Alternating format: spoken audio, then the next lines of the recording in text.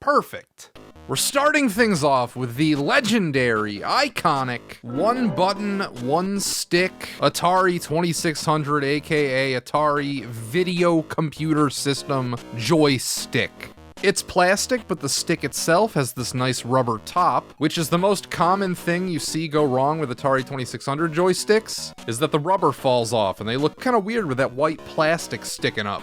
This controller's really hard to rate because it's more of an icon than it is a physical thing that you actually use to play video games. Like in the same way that saving is forever represented by a floppy disk, I would be okay if video games were forever represented by an Atari joystick. There's not much to it, but that was kind of the point. Compared to the other stuff which was out at the time, like the Odyssey or the Odyssey 2, hell, that thing is a full keyboard, or whatever the Fairchild Channel F was doing. This was perhaps the first of many examples in video game history where the simplest product went on to be the most successful, because back then all you really needed was a way to move and one button. That's it. An action button and a stick. That's all you get. I like how it says top. It's sort of oriented like a compass. There's a bunch of little notches representing different degrees. Atari, instead of trying to do everything all at once with one device, their solution was to put out separate controllers for separate types of games, which do different things. This was the primary one. However, I would argue that the paddle controller is just as quintessential to the Atari experience as this one. And it's fucking awesome. If you've never used one, it's tough to explain because there's no modern parallel to it, which is I think what makes the paddle so great. All it is a dial instead of a joystick and one button. But the games which use the paddle are basically just the paddle. Like, the paddle itself is the game, and it's fluid analog movement. It's pretty much only used to move things back and forth, which was an entire genre of game back then. But goddamn, nothing in the history of video games has ever been better at moving a thing back and forth than the Atari paddles. It's still the best way to play Pong, Warlords, Breakout, Kaboom. Sort of a one-trick pony, but when the trick is this fun, I would argue that the best Atari games all use the paddle. The ones which are the most fun to play now, anyway. Then there was the Video Touchpad, which I actually have in box. And it's a rectangle with buttons on it. Nothing on the side, nothing on the back. It's got rubber feet so you can place it on a table. In fact, the Atari joystick also has rubber feet. So I guess Atari actually thought people were gonna play with it this way. This thing was normally used in conjunction with the joystick plugged into the second port, and it added 12 more buttons to your Atari games. I'm not sure any one of them actually used all 12 buttons, but the option was there. Now you might notice that there's no game in my Atari and it's also not plugged into the system, and that's because my Atari doesn't actually work. I don't have any working Ataris, any model at all. So I'm spoofing this gameplay with an emulator, but I have played Atari in the past. I used to have literally hundreds of 2600 games, so I've put in a good amount of time with this joystick. I've played the paddles to hell and back. I'm not sure I've ever actually used the Video Touchpad for anything. I'm sure it works just fine, it's just a little pointless. But Atari didn't see it that way, because their next controller, the Atari 5200 joystick, included this touchpad for some godforsaken reason. It also had 4 different buttons on the side, in addition to a start, pause, and reset button at the top. And the stick is true analog movement. You can also spin it too. I don't own a 5200. I've never owned a 5200. I've never played a 5200. All I really know is that this controller is the most finicky piece of shit and almost never works. So the one that I'm holding probably does not work, but I have no way to test it. Because look at the plug. It's unlike any other video game plug. Every other Atari controller uses this universal standard, which was also adopted by the Sega line of consoles, but not this one. The problem with this controller is that it was so over-designed. The analog joystick would oftentimes decenter, and the number pad would disconnect from the membrane underneath, meaning all of those buttons wouldn't work anymore. Then for the 7800, they decided to make it simple again. Thank God. I don't have a 7800 now, but I used to, and I have actually used this controller before. It's not bad. I would still rather be playing games with an Atari 2600 joystick just because the stick itself feels feels better. With the rubber and there's a larger range of motion, you really feel like you're doing something with that stick. This one's like you kind of have to do it with your fingers and be cautious, and like it barely moves. It almost doesn't feel like you're doing anything. The buttons are solid though, and I like how you can hold it with one hand and then have your other hand on the stick. Interesting that Atari thought that the future of video game controllers were more like TV remotes, or at least they would have that shape. And they weren't alone in thinking this way. Here is the Intellivision controller. The Intellivision 2 to be exact. And this is one of the biggest pieces of craps I've ever played a video game with in my life. For starters, there's no joystick or anything. All you get is this disc at the bottom, which isn't the most responsive thing in the world, and it's hard to get exact movements and inputs with it too. Then there's the number pad up top, which each game would come with its own overlays you're supposed to put on top of this, so you can actually tell what each button does for each game. That's novel. But I feel like if you need to look at the controller to see what you're doing, that kind of defeats the whole game. Like, you're not supposed to stop playing and then look at the controller to know what to do next. It's supposed to be intuitive. Then these buttons on the side, there's 4 of them. Every game I've ever played, all 4 of these buttons do the exact same thing, and they are fucking dreadful.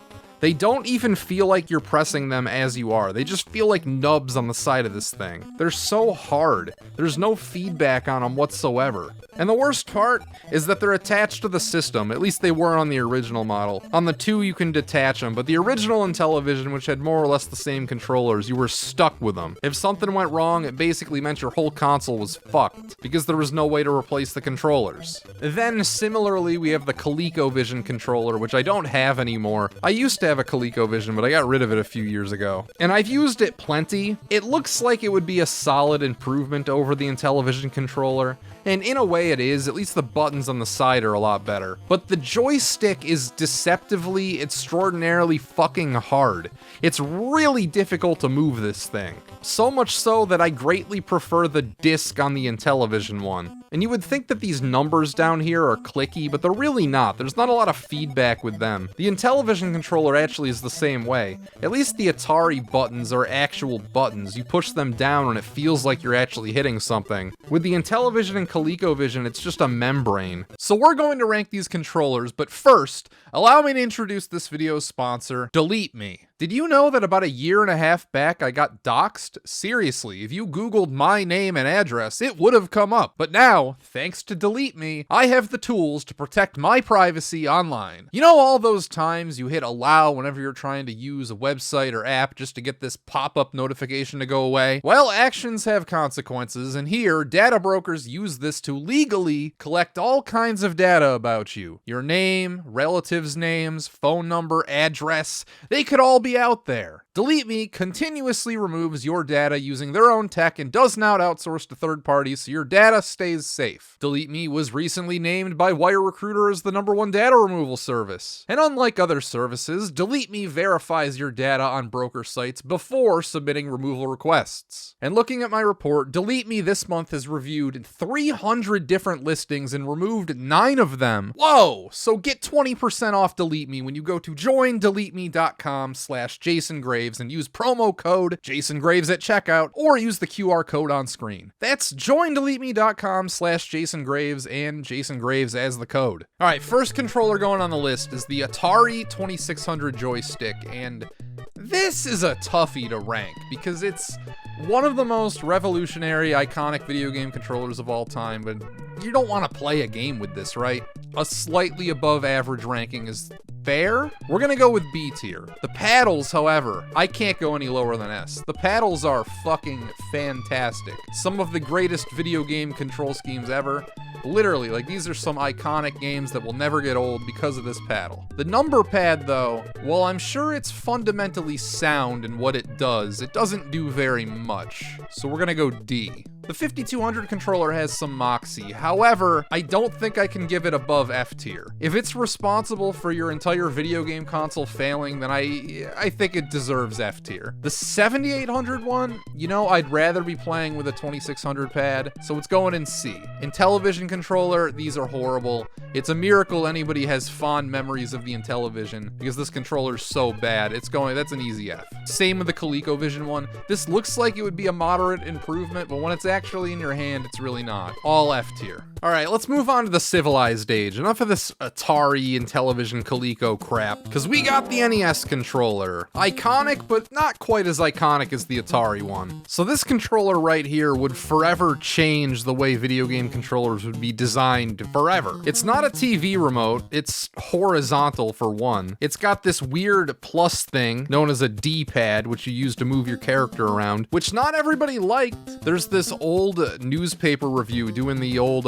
comparison of each of the new video game systems in 1986, where they compare the NES to the Atari 7800 to the Sega Master System, and they tell you to get the Atari because it's the only one that comes with a joystick, which is hilarious in retrospect. It allowed for much more precise control over your characters than a joystick did. The buttons are great. Underrated thing about the NES controller is that the buttons are nice and snappy. They did not fuck these buttons up. In hindsight, with future controllers as a reference, it being a rectangle with hard edges is a little annoying, and it does kind of hurt your hands after playing for a while, but for such a revolutionary design, that's something that I can overlook. It's the fucking NES controller. What else you want me to say? But it does have a couple shortcomings. Like the D-pad, it's either all or nothing. You don't get any nuance in your movement. Like, you can't just move left a little, you gotta move left all the way. And it also doesn't have any turbo buttons. So, that's why we have the NES Max. It's deceptively tiny. It's about as big as a regular NES pad. Seeing this in video and pictures, I always imagined it'd be larger than it is. It's almost a neat idea, but why doesn't this circle thing center? That's annoying, right? Like, you're moving left and then it just stays there? The fuck?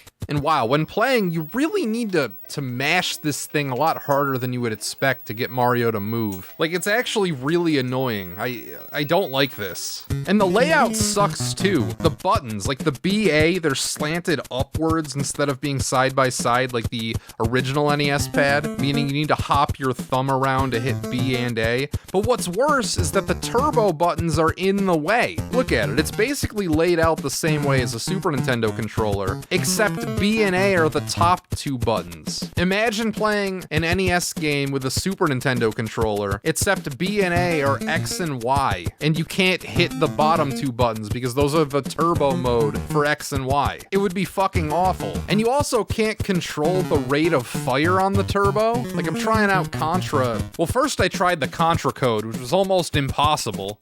Took me 6 attempts, but I did get it, and it just fires too many bullets at once. It's not actually very useful. If you want to have turbo fire and use the A button like normal and not do a turbo jump, like, how often are you gonna want both B and A to be turbo? I can't think of any games like that. This is a more normal use case where you're gonna want to shoot turbo and you're gonna want to jump like normal. In order to do that, your primary buttons are the bottom and the top. So my thumb's on the bottom and my finger is on the top? That sucks. The NES Max is almost unusable. The stupid disc thing ruins what would have been a pretty cool controller, and I can't overstate how fucking dumb and unresponsive and not good this disc is. You really need to press that thing all the fucking way and then some in order to get your character to move. I don't know if they're all like this or if mine's just defective, but man, this thing sucks. Of course, we can't forget about the Zapper, the gun for the NES. It was not the first video game gun peripheral, but it was probably the most famous. I only have the orange one. I've only ever had the orange one. It works exactly like you think it would. You point at the duck, you pull the trigger, it shoots the duck. This isn't a primary controller. This has to be plugged into port 2 when you have a regular controller in port 1. It's a great idea. It's sort of like the Atari paddle controllers in that it's a one-trick pony, but the trick is pretty cool. It's a gun, you shoot stuff, it's fine. It works. It looks cool. Who doesn't want to be shooting stuff? Who doesn't want to be pointing a gun at the screen and shooting stuff? If these little dinky controllers aren't your thing and you want more of an arcade-like experience, then we have the NES Advantage, which is almost like a fight stick now, except they didn't have fighting games back then. This was more made to feel like an arcade-style thing. But it also has turbo buttons like the NES Max. It uses 2 controller ports, because there's a switch on the thing where you can toggle between 1 and 2 player. And this, unlike the Atari joystick, is more than substantial enough to use on a table. It's heavy, the bottom is made of metal. This feels like if I ran it over with my car, like maybe the joystick would break off, but the body itself would remain intact. And unlike the NES Max, you actually have control over the rate of fire on your turbo, so you can play Contra and then set the dial to right where you're gonna get continuous fire. The NES Advantage is cool, and what it sets out to do, it accomplishes. It does make the NES feel more like an arcade thing. However, I can't imagine being better at literally any video game because of this controller. The joystick is just less precise than the D-pad. And NES games were not built with this thing in mind, they were built with the standard controller in mind. So the turbo is helpful in very rare occasions, but overall you're losing a degree of control with this. Alright, here is the QuickShot Flight Stick, which I showed off in my Dragon Warrior review, if you remember that. And it actually broke into pieces while I was filming that. It just fucking shattered while I was moving it around on top of the TV. So I had to tape it back together with packing tape, which means that its ranking isn't really going to be fair because my controller is defective, but it still does work. It's just falling apart. Sort of. Seems like the B trigger's not working because I can't get Mario to run like a grandpa playing this game. It's cool if you want to play one-handed, I guess. But if you really want to play with one hand, we got the QuickShot. This thing's also called the QuickShot. And oh boy, what the fuck am I looking at? Instead of a D-pad or a joystick or anything, we got a disc, like an Intellivision controller. Yay, I missed that. Auto fire off on, so it's got a turbo function that you can't control like you can on the NES Advantage. And then there's 2 buttons up top, which I'm assuming are B and A, but they're not labeled, so I don't know which one's which. I guess the one on the left is B by default, but I don't know. Start and select is this weird bar. Okay, well, how does it play? Mario, can you... What are you doing? He's like jittering around? Mario, move. I'm holding right. Yeah, look at Mario, he's not fucking moving. What is... I mean, auto fire's off. Like, this isn't a weird turbo thing. Oh, wait. Oh, he's kind of moving. Oh, no. He's just stuttering in place. Oh, now we're moving. It seems like I can't jump very high either. Mario, jump. Come on, get over the pipe. I don't have turbo on. What is going, like, what's happening? Mario, get over the fucking, come on. Oh, this is so stupid.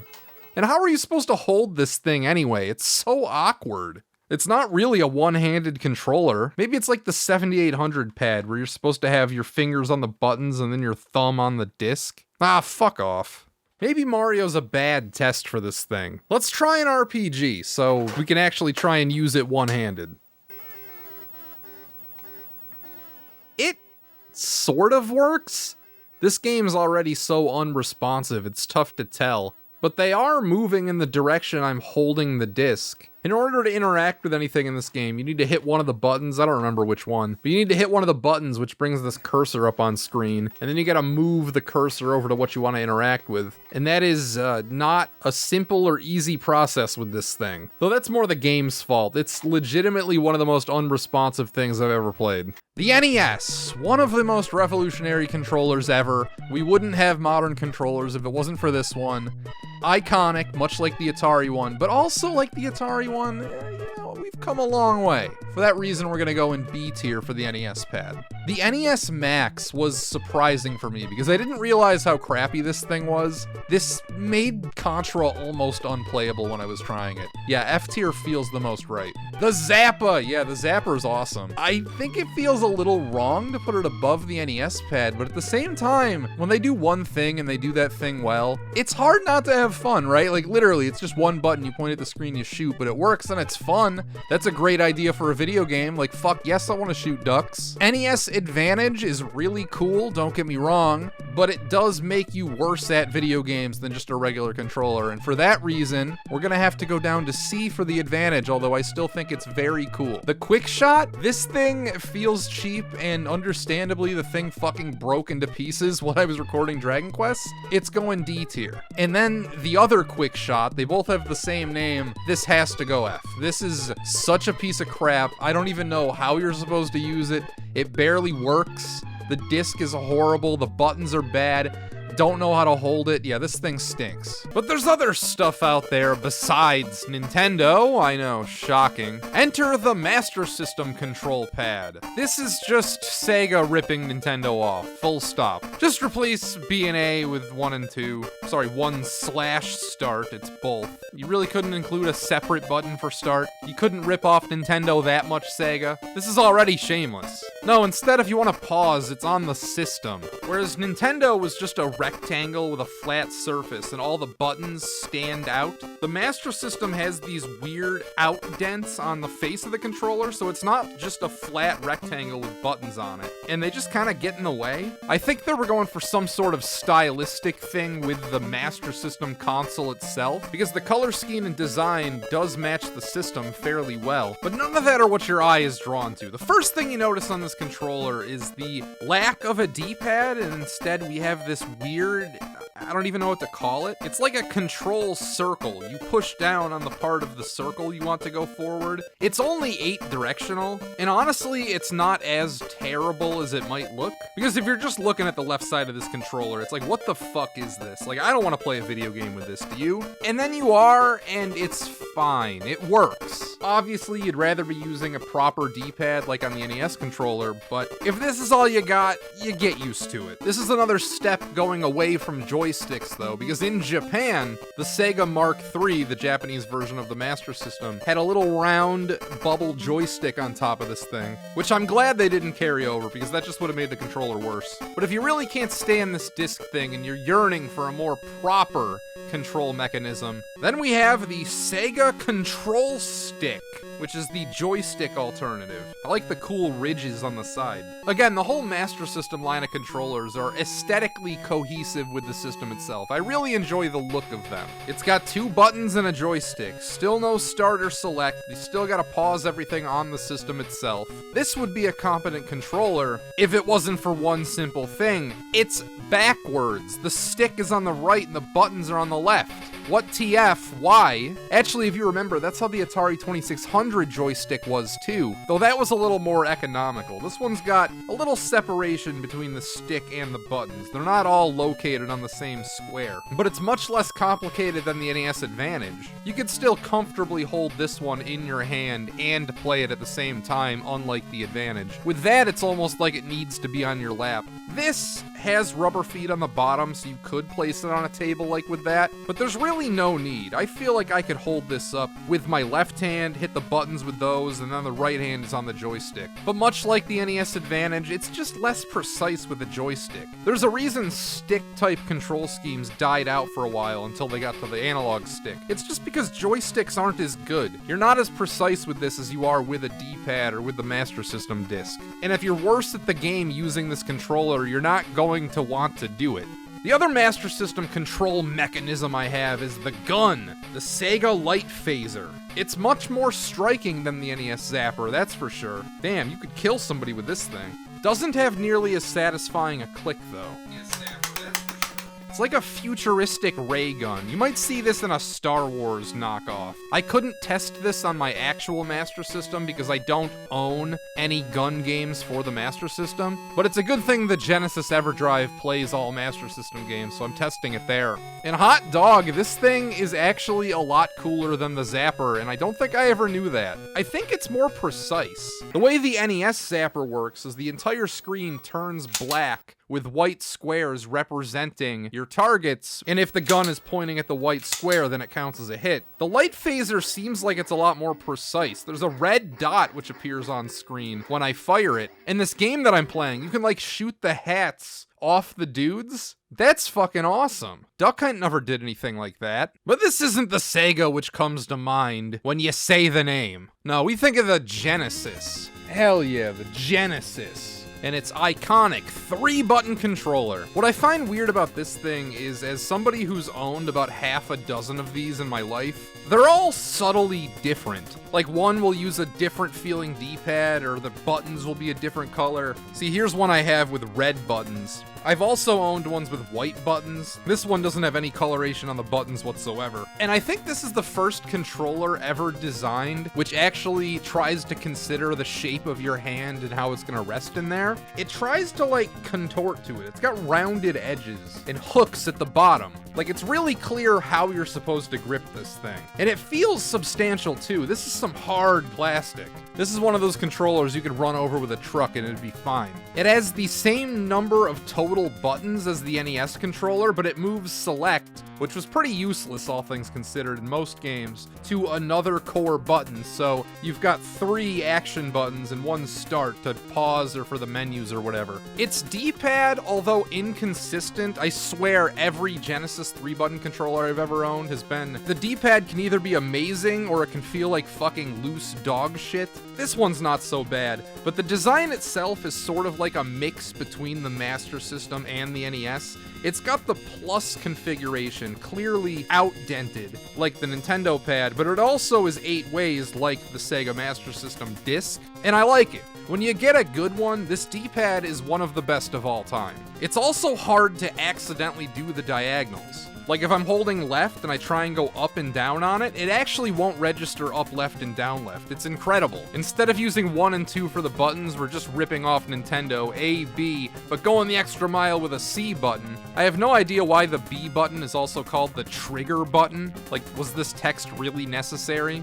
But what I do appreciate is this little dot on the B button. This was such a thoughtful controller. We've come a long way from the Intellivision demanding you stop what you're doing and stare at the controller to figure out what button you're supposed to press, to the Genesis having a handy little reminder where your thumb is supposed to rest. It reminds me how the F and J keys on a keyboard have a little slash on them so you know where to put your hands. That's what the Genesis controller is doing. It's telling you without having to look down which button is in the middle so you know where to rest your thumb. The only real inconvenience with this controller, and the only flaw I can think of, is that the buttons are going up at an angle, which isn't ideal. It's way better when they're going down because you can hit more than one at once easier. But with this, the buttons are close enough together that you can still hit 2 pairs of them at once. Like you can hit A and B at the same time. You can also hit B and C at the same time without much struggle. And one last thing I'd like to point out is that it's a little bit bigger than an NES controller, which might seem unimportant and inconsequential. It's a subtle thing, but this is Sega calling their shot. That's who they're trying to appeal to. This is like the grown-up NES. If you're cool, if you're older, if you're a teenager now and you had the NES when you were a kid, this is what you want. This is the controller for men,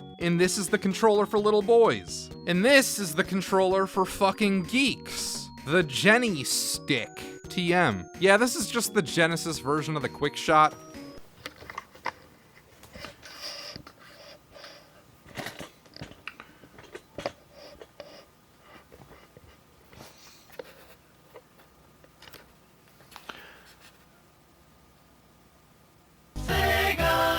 Much better build quality though. This thing's not gonna shatter in half. This actually feels substantial. I'm never gonna need to duct tape this back together. You're supposed to use this with Afterburner or some shit, but you know me, I like to play RPGs one-handed with these types of controllers, and for that purpose, it works fairly well. Moving your whole hand around as a substitute for the D-pad is cursed though. It's never more convenient. It's never going to be more convenient. It's much easier to just move your thumb than your entire wrist. I really like the placement of of the buttons though. It's incredibly natural to hit A with the trigger, and then B and C are right up top. The start button in the middle, it's smaller too because you're gonna have to hit that less often. This thing's well designed for what it is. It also has suction cups instead of rubber feet, so you can really plaster that to the table. Though this isn't the kind of stick we're interested in. The real Genesis stick is this, the Arcade Power Stick. What a fucking beast. This was Sega's answer to the NES Advantage. The Master System stick was a small step towards it, but this is the real deal. It's also made of metal like the NES one, and it weighs a ton. It's got rubber feet on the bottom, so you can put it on a table.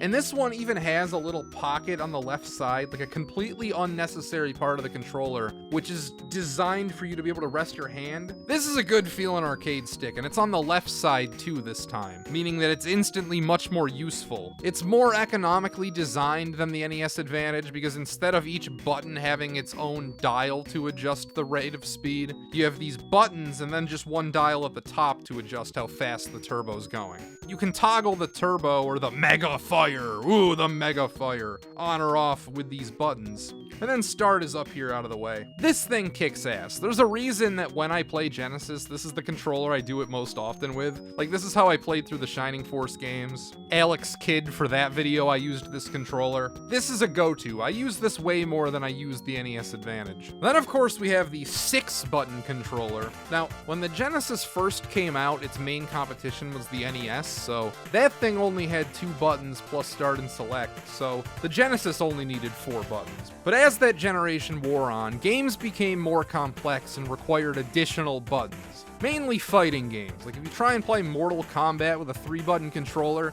it's cursed as fuck. So Sega introduced the 6-button controller, so you can play Street Fighter, or Virtua Fighter 2 in this case, without having to compromise. And much like the 3-button pad, I swear, no 2 of these are ever alike. They're always slightly different in terms of build quality, tenderness of the buttons, how much the D-pad sucks or is pretty good. See, I have another one and it's completely different. The buttons are bigger, but the D-pad is much more elongated out if you look at it from the side, and it's way worse. I hate the D-pad on this thing. I almost never use this 6-button controller because it's just not as good, and the D-pad quality in general has slipped up a lot since the original Genesis 3-button. Unlike that one, if I hold down left, I can easily miss input to left up and down left.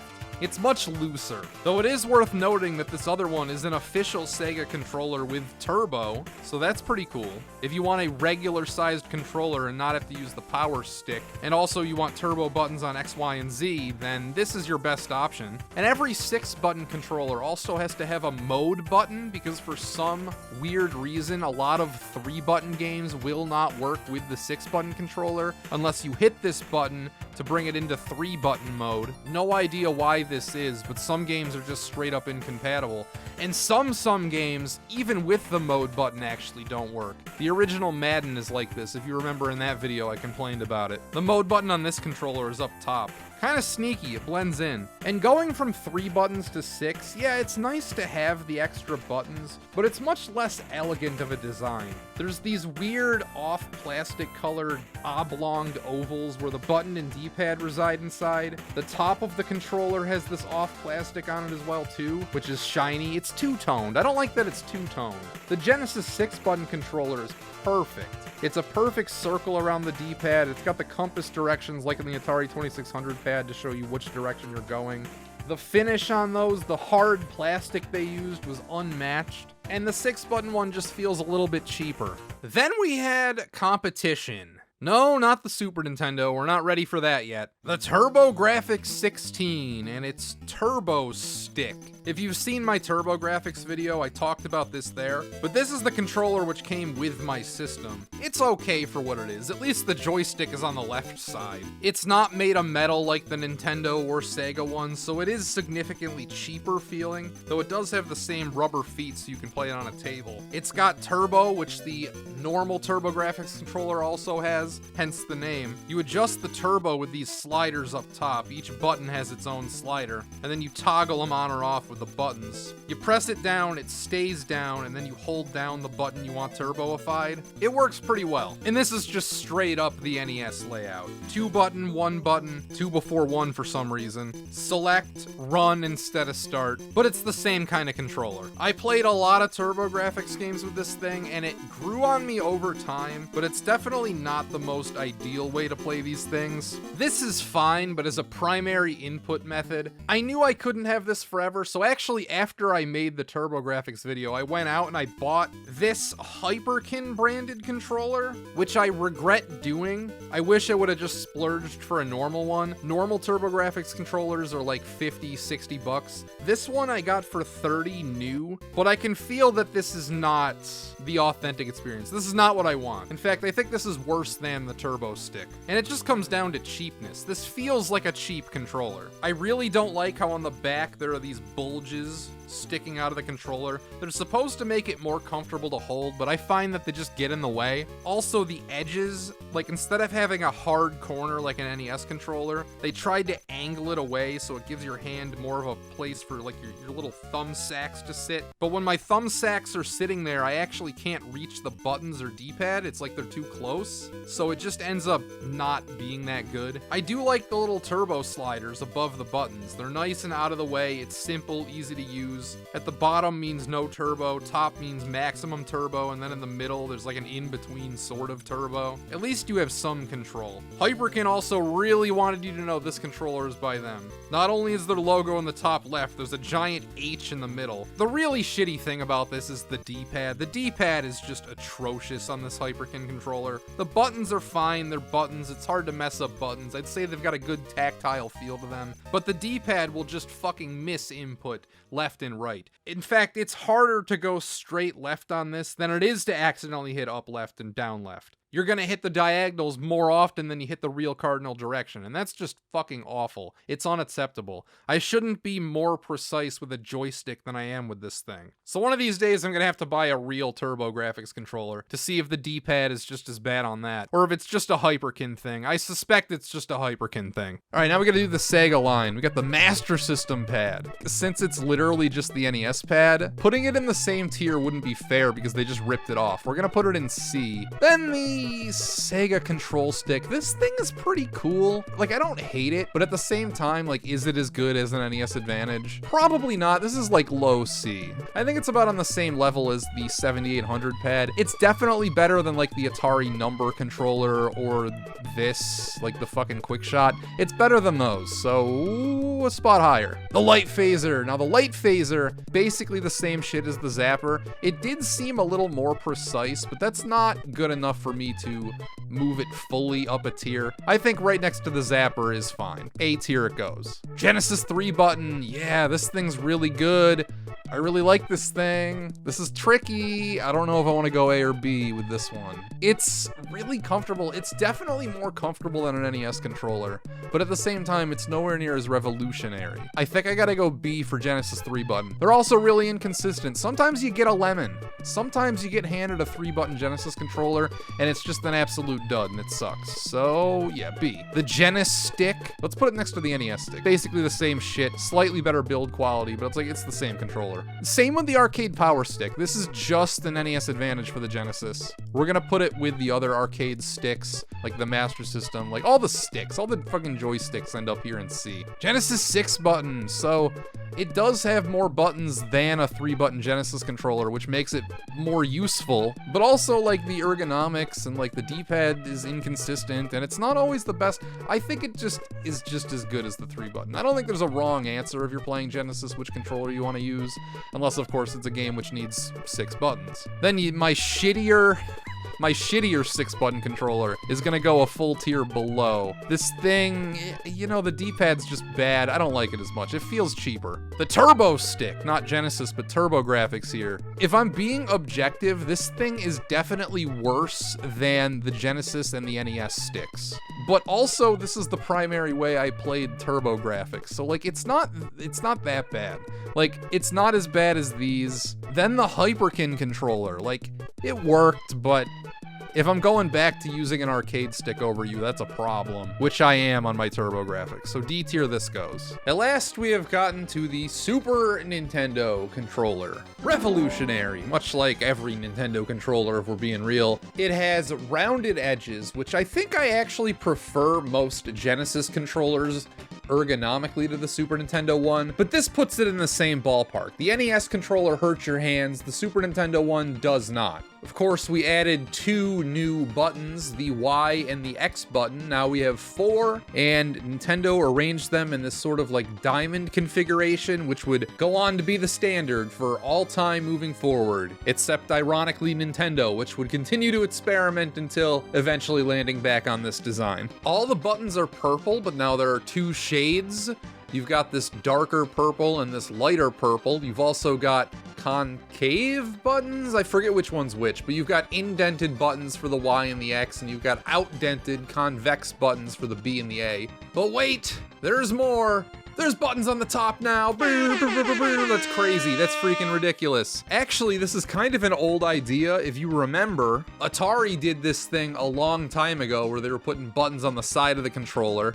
Hold it horizontally, it's the top. Yeah, Nintendo resurfaced that old idea to have buttons not just on the face, but on the side, and it's pretty ingenious because it just gives you an extra button that you can always be pressing at all times. Instant access to these buttons no matter what you're doing. So it's like you can have your finger on Y, B, and here, so you can hit 3 buttons at once. With the Genesis controller, the original 3-button one, you gotta really work to hit 3 buttons at once, because it's not natural. You can't just be holding the controller and then like, all right, I'm gonna hit all 3 of them. It's a little weird, but with the Super Nintendo, it's easy. You just go like this, that's it. You're hitting 3 buttons. Shit, you can hit 5 buttons, you go like this. You got a big enough thumb. 6 with L? It's working 7 with select here. You can hit 7 buttons at the same time, easily. This is a great controller, but sadly over time, I think this ages worse than a Nintendo pad or a Sega Genesis controller, because over time, they get really mushy. Like the D-pad gets really soft and broken down, and it's like you're getting no like feedback whatsoever. It doesn't feel like you're actually hitting buttons on this thing anymore. It just gets so loose, and the sensitivity on start and select, you gotta really mash down on this controller in order for either one of these to register. Just over time, the sensitivity in these goes away and they stop registering button presses. But if you get a fresh one, like the one that comes with the SNES Mini, or this one from Japan that I ordered, it's actually pretty good. Yeah, this one's still fresh. This still feels like a fresh controller, despite how it might look on camera. There was also a slight American variant. Notice how this has the Nintendo logo here at the top, and this one has a Super Nintendo logo. I don't know if there's any other differences, but there is one, I guess. There's a slight one there. But there are differences between the Japanese controller and the American one. Namely, the buttons, they're color-coded in Japan, and this would actually be a large part of the Super Famicom branding, was these 4 colors. For whatever reason, the Americans decided not to do that. They decided just to go with this 2-toned purple approach, and that was the color scheme for the entire Super Nintendo generation. But that's not all. Also, the buttons are different. The buttons are all convex. See, they're all outdented like the B and A buttons are on the Super Nintendo pad, as opposed to 2 of them being concave. Also, the cord is way shorter on this version of the controller, which doesn't bother me, but I can imagine that being a big deal in a lot of other people's setups. I also have this ASCII pad, which I have shown off in past videos if you've seen them, and it's basically just a Super Famicom controller, but with these turbo toggles. It feels really nice, and it's not as broken down as my regular Super Nintendo controller, and as a result, when I play the Super Nintendo these days, this is normally the controller I'm using. You've got 3 levels of turbo. You've got in the middle where you still need to hold the button down for the turbo to happen, and then all the way, this is automatic fire. You don't even have to have your hands on the controller, and it's just pressing A continuously. It uses all the same parts as a real controller, so it's basically just as good, now with added features. If you don't mind the slightly extra bulk up here, it is a little heavier than a normal Super Nintendo controller. It's great for cheating at the soda minigame in Chrono Trigger. Actually, you know what? While we're here, let's bring up the slow function, this switch right here. This is a staple on a lot of third-party controllers that would just get thrown in on stuff all the way through the PlayStation 2 generation, but it's almost never useful. All it is a turbo start button. You hit this switch, and then it's continuously pressing start over and over and over again, which is dumb because one, it assumes that the game you're playing just pauses when you hit start and doesn't like open up a menu or something, which a lot of games do. And also, it eats all of your inputs while it's on the pause screen, so it's not like it's true slow motion. You don't, like if you're playing Mario or something, you think the game would just go slower, but that's not really how it works because you're not in full control of Mario anymore. You gotta really like hit the button a bunch of times in order to get it to happen. Maybe it's supposed to be used in junction with the turbo function. Like if you want Mario to jump, you hit the switch to the middle and then you just hold down B, and it's like surely one of those presses is gonna happen when the game is actually active and accepting inputs. Here's a wild one. This was a Super Famicom controller used to bet on horses, and nothing else apparently, because I couldn't get it to register anything at all when I tried it on mine. And I don't have the Japanese horse racing thing, so I couldn't use this. Of course, I gotta talk about the mouse and mouse pad. It's just a piece of freaking hard plastic, but it works for what it is. You move it around and there's two buttons and it does exactly what it looks like it does. You move a cursor around screen and then you have two buttons to interact with things. Most people have only used this mouse with Mario Paint, but there are other games which work with it, such as Mario and Wario or Lord of the Rings. It doesn't work very well these days because it's a ball mouse. It uses a ball instead of a laser like normal mouses these days. But for a 90s mouse, it's okay. It works, it functions. There exist newer third-party mice which I think use the modern laser technology, which are probably way better than this, but I don't have those. I have the original one, and it's fine. Last but not least, actually, yeah, probably least, we have the Super Game Boy controller, which is a weird one. It's basically just a remapped Super Nintendo controller where the buttons are labeled different things, but this actually does have unique functions on the Super Game Boy. Maybe you can do these with a regular Super Nintendo controller, but if you could, I didn't know about it, such as the speed button. You can actually slow down the Super Game Boy using this button, which is pretty funny. There's a switch, so you can use this on regular Super Nintendo games as well, but I'll just use it for the Super Game Boy for this. You got B, you got A like a normal Game Boy. I like that it uses the same colors. These might even be the same buttons that they used on a Game Boy. The D-pad is also different. It's different from your normal Super Nintendo one. At least this one's not as worn in as any of the other ones I have.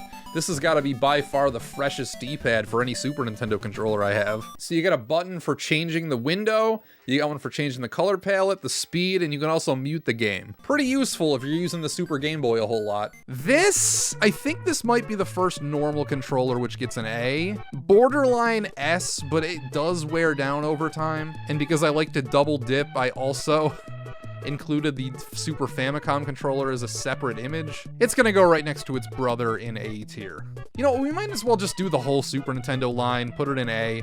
They're all equally as good. Like, this controller's just as good. It's used with the same parts as the official Super Nintendo controller. The mouse, okay, so the mouse, it is a gimmick, much like the zappers or the paddle controller, but it's nowhere near as good as it at its gimmick as those. I'm feeling D with the mouse. That feels a bit harsh, but like, I think it's more in line with like the video. It's closer to the video number pad than it is the paddles. I did not include the DTT data controller, or the whatever the letters were at the beginning of that, because I couldn't get it to work, so I really can't say.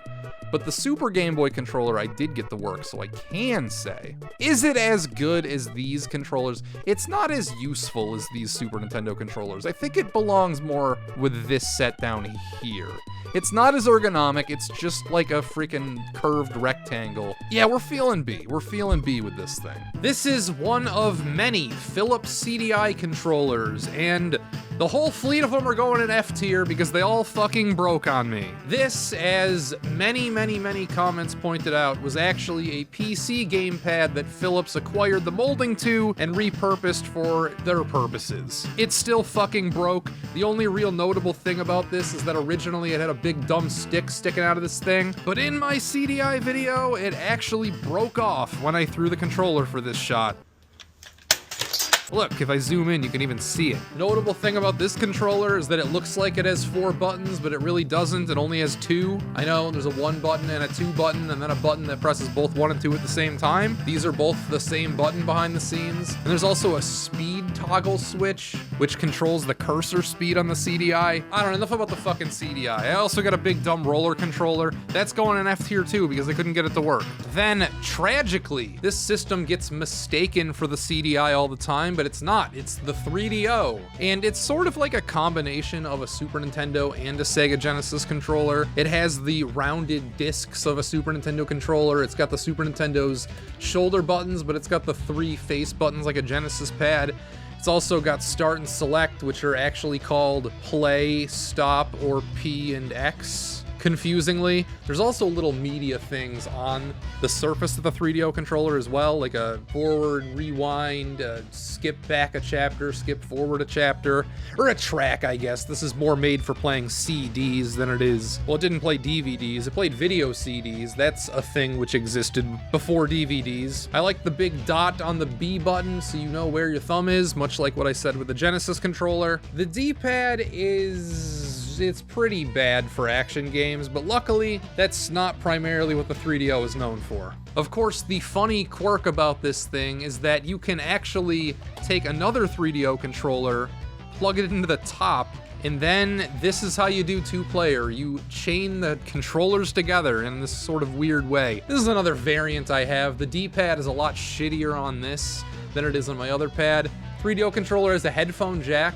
That's pretty cool, complete with a volume slider. Here we have the big bad Jaguar controller. Ooh. This is considered one of the worst video game controllers of all time, and I didn't believe them until I actually got a Jaguar and started playing games with this thing. It's fucking awful. Now, most of the time when people dog on this thing, it's due to the poor ergonomics. Like, look at how fucking big this thing is. For a video game controller at that time, it's fucking enormous. And they brought back the fucking keypad too. Old habits die hard, I guess. There's no shoulder buttons, there's no buttons on the back. They didn't do any of the smart things controllers were doing this generation. Nope. They're like, we need more buttons, let's just add the fucking keypad back. Shit, this would have been better off if it were just 6 buttons across the face, which later on they actually did make a 6-button variant of this controller, but it still has the big dumb keypad at the bottom. My primary 2 complaints about this controller is that when you're playing a game, there's no easy way to hit 2 buttons at the same time. You constantly have to hop your thumb around to get to the different buttons. I hate that they're going up. The fact that they're going up is also a travesty because it just makes it harder to do that. And they're going up at like a really sharp angle too. It's not like they're going slightly up or sort of straight, but like, you know, just a little up. It's like, no, they're going fucking like almost straight up. And my next complaint might just be a problem with this specific controller I'm holding, but it's so fucking mushy. Now, again, I don't know if I can hold that against the Jaguar controller entirely because the Super Nintendo pad gets like that too, but I get almost no feedback whatsoever. It's like I'm not even pressing a D-pad when I do this. Honestly, it's pathetic. I'm surprised this thing even works. Oh man, and the buttons are just the fucking worst. Oh, it doesn't even feel like I'm hitting a button. The pause and option buttons feel pretty nice, but the C, B, and A, they're backwards too. Why is A at the top? It goes C, B, A? Like they couldn't get the first 3 fucking letters of the alphabet right? They put them backwards? Like what is this? Are the numbers backwards too? No, they're actually arranged like a keypad you would see on a phone. But hot damn, this thing is a piece of freaking garbage. Everybody was right, holy cow. The entire CDI is going to F. Terrible. They're all awful. The roller controller, really bad. This fucking thing, real bad. It doesn't even deserve to be big. Oh, the 3DO controller. Okay, so the 3DO controller's real.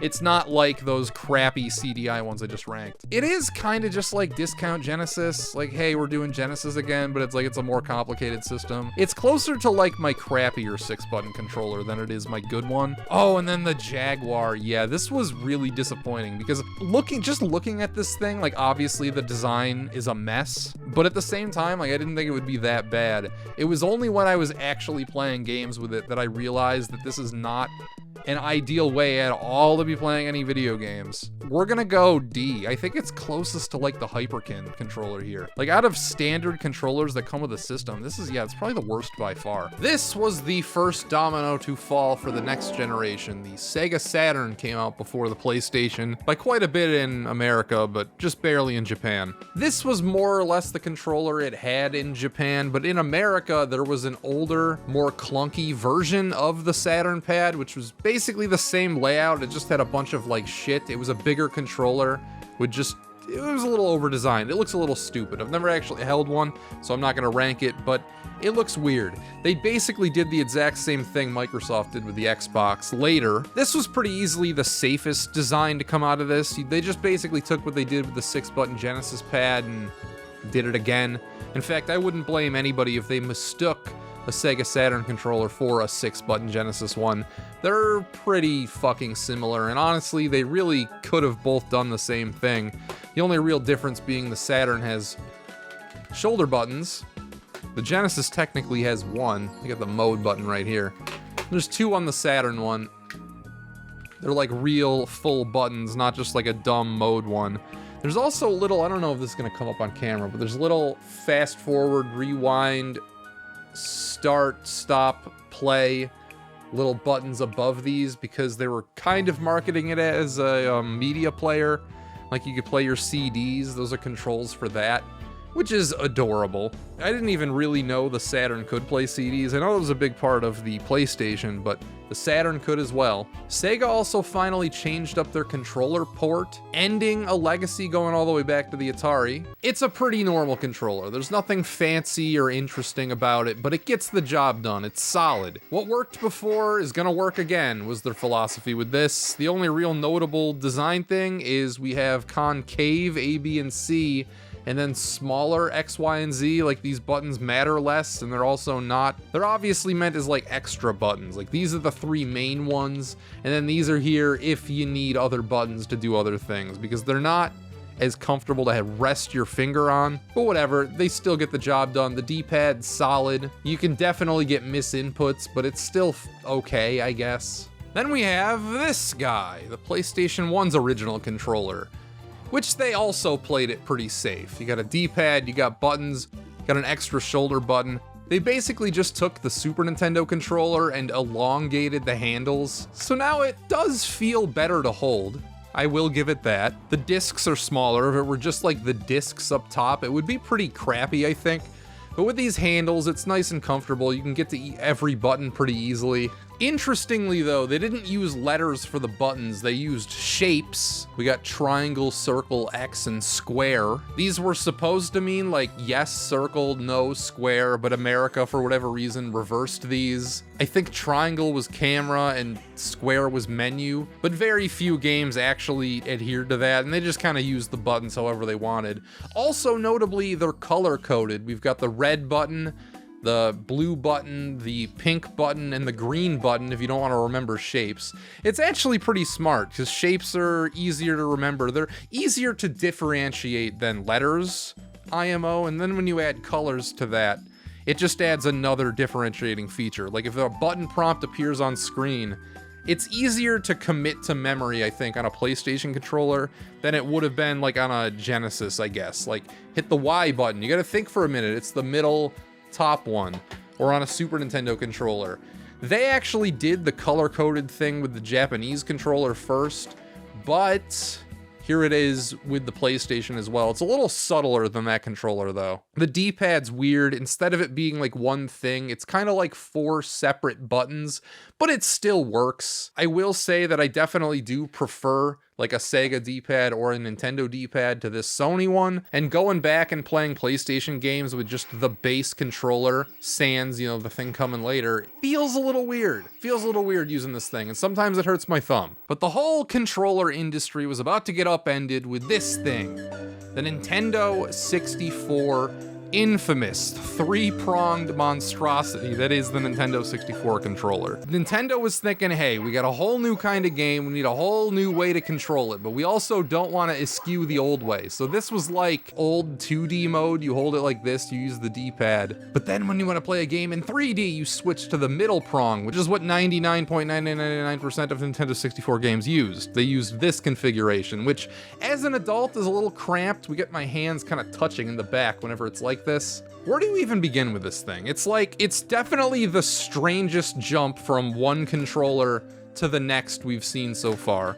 Both Sony and Sega played it pretty safe, but Nintendo was like, no, we're gonna reinvent everything. But the perception of this controller.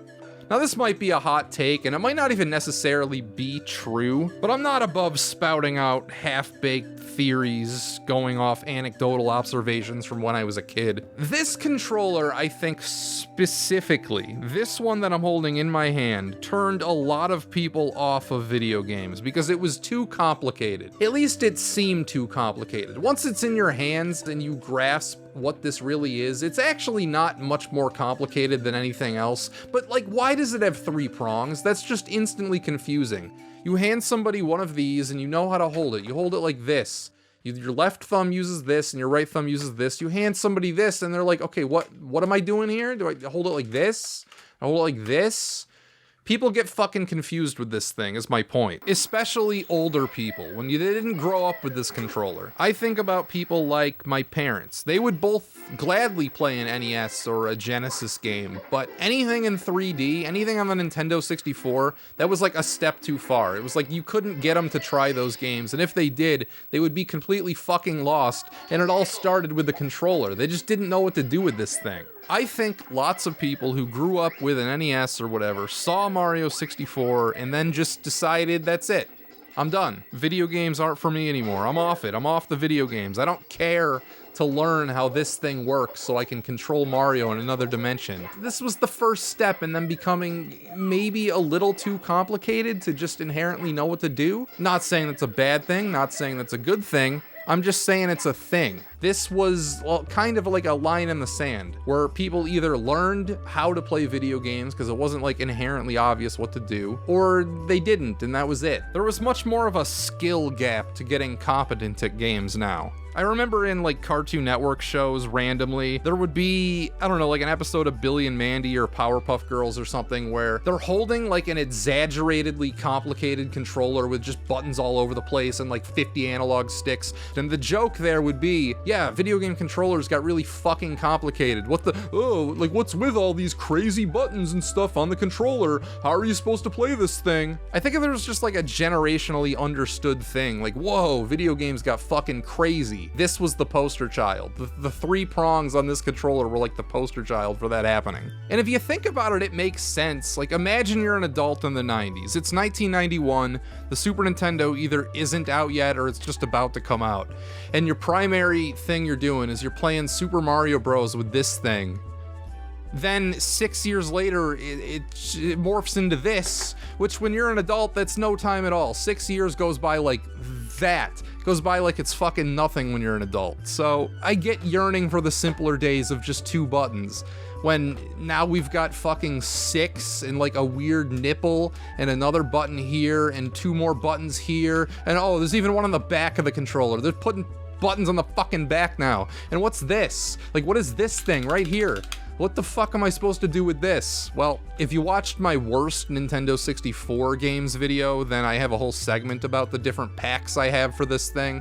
But basically there was like a controller pack where you could save your game to games that didn't save directly to the cartridge. There's this, the Rumble pack, and just a few other smaller ones which aren't used for much, like the transfer pack, which was used to transfer Pokemon and not much else.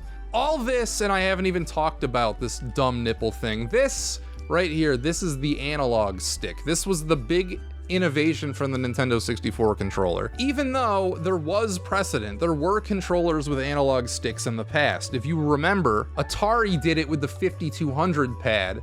This right here, this is a true analog stick. You can definitely feel the degrees of motion moving this thing around. So Nintendo just kind of brought it back and made it popular, because you needed something more precise than the D-pad to control Mario in Mario 64. That's really the whole reason. It changed the way that controllers and video games and everything were designed going forward. The only thing being is that in the future, these sticks, they really don't stand the test of time. A lot of like this one's good. I bought this controller at a game store and they probably replaced it. But over time, like this chalk will come out of the stick and it'll get really loose and shitty, and it really doesn't take long at all. I remember even as a kid, a lot of Nintendo 64 controllers had fucked up analog sticks. Here's a gray controller where I replaced it with more of a GameCube styled stick. It's still not quite as good as the GameCube stick, but it works pretty well for what it is. So you got options. You don't even need to replace it with the same stick that it came with, but I feel like for the authentic experience, you kind of need an N64 stick. And it's got a hard top, which isn't the greatest, but I feel that like it kind of works. For some reason, I like this more than I like, say, the Dreamcast analog stick.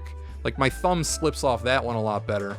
But I do still prefer the swapped out stick I have on this. So it's like, for authenticity, I play this. If I really want to, like, seriously game and I need the accuracy and the better feeling, then I'll game on this. And I didn't even fucking mention the C buttons. The C stands for camera. There's a C right there, and then there's directions. So it's like you move with this, you control the camera with this, like it was in Mario 64, but then Zelda pioneered the use of these buttons to like equipable items, so you could use them for whatever they want, because they're just fucking buttons. But also they're color coded, at least A, B, and Start are, so it's easy to see like a prompt on screen. Like Zelda at all times would have what button does what on screen, and because they're color coded, it was always pretty obvious. So this thing was crazy when it came out. It introduced all these new features that would be required for the next generation going forward, but like fucking Sega and Sony already released their controllers, so what the fuck are they gonna do? Are they just gonna be stuck behind for the entire generation? No.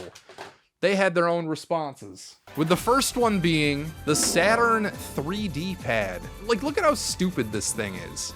Look at how stupid and crazy this thing is. It's white because I have the Japanese one. The American one was black like this controller was.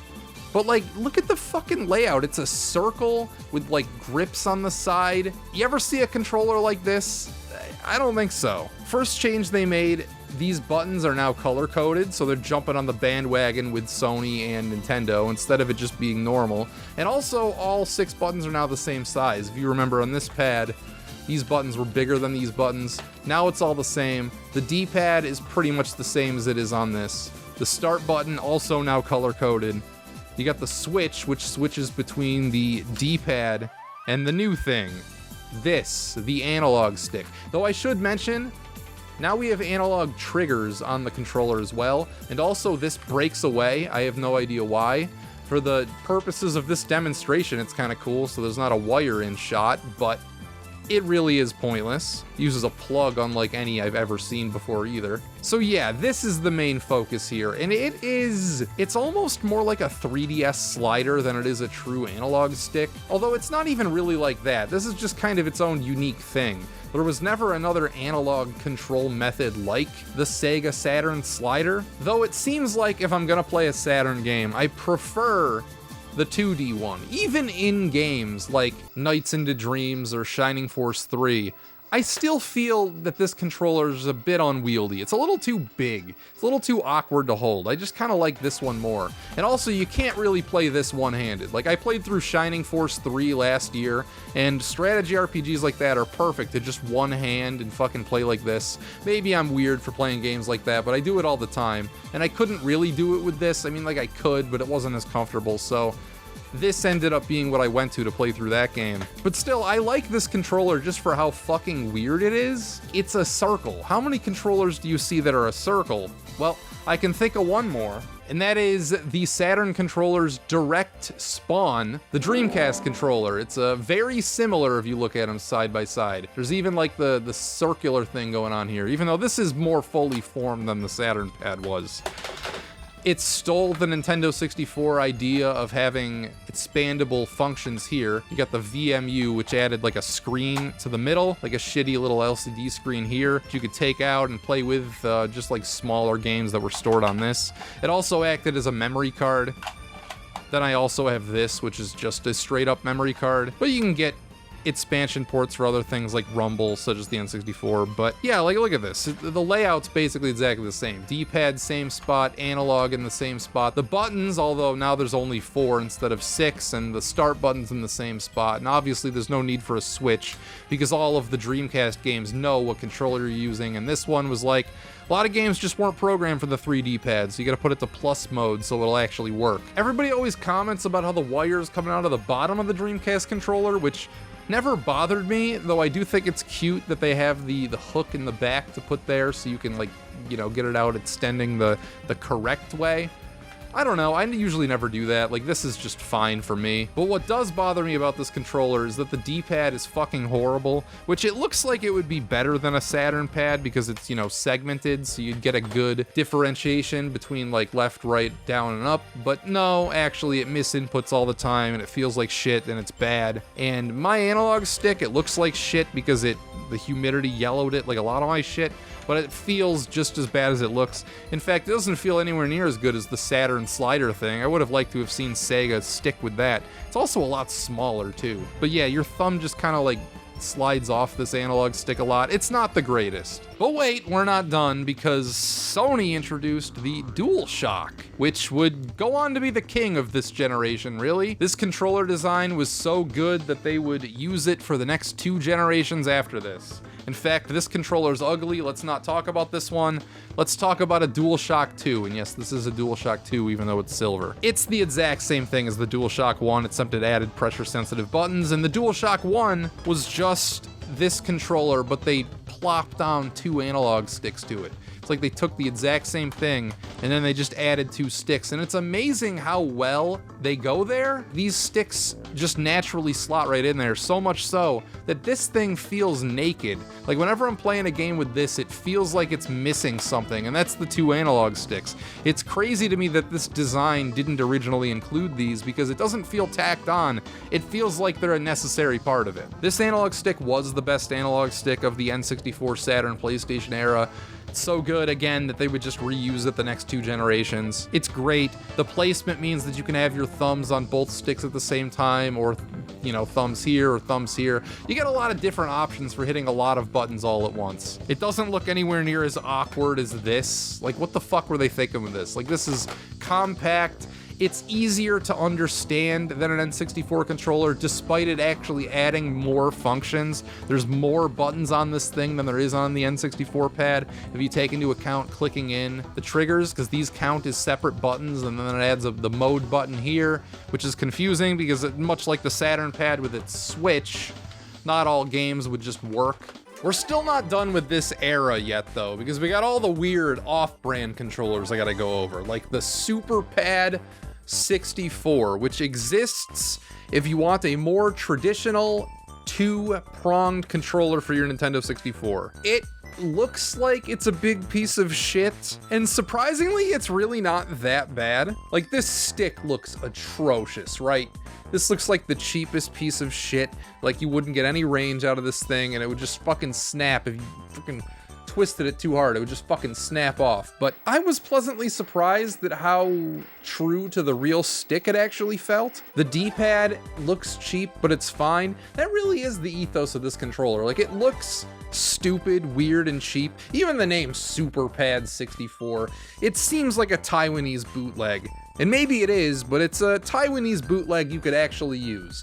If you're a little brother and you're handed this controller, it's not so bad. They even kept the color coding, the blue, green, and red of the 3 buttons here, and the C buttons are in a good spot. The buttons feel kind of bad, admittedly, especially the shoulder buttons. The shoulder buttons really don't feel good on this thing, and Z is like this shitty little red one down here. It's not exactly in the most natural spot. You can even do like the 2-pronged.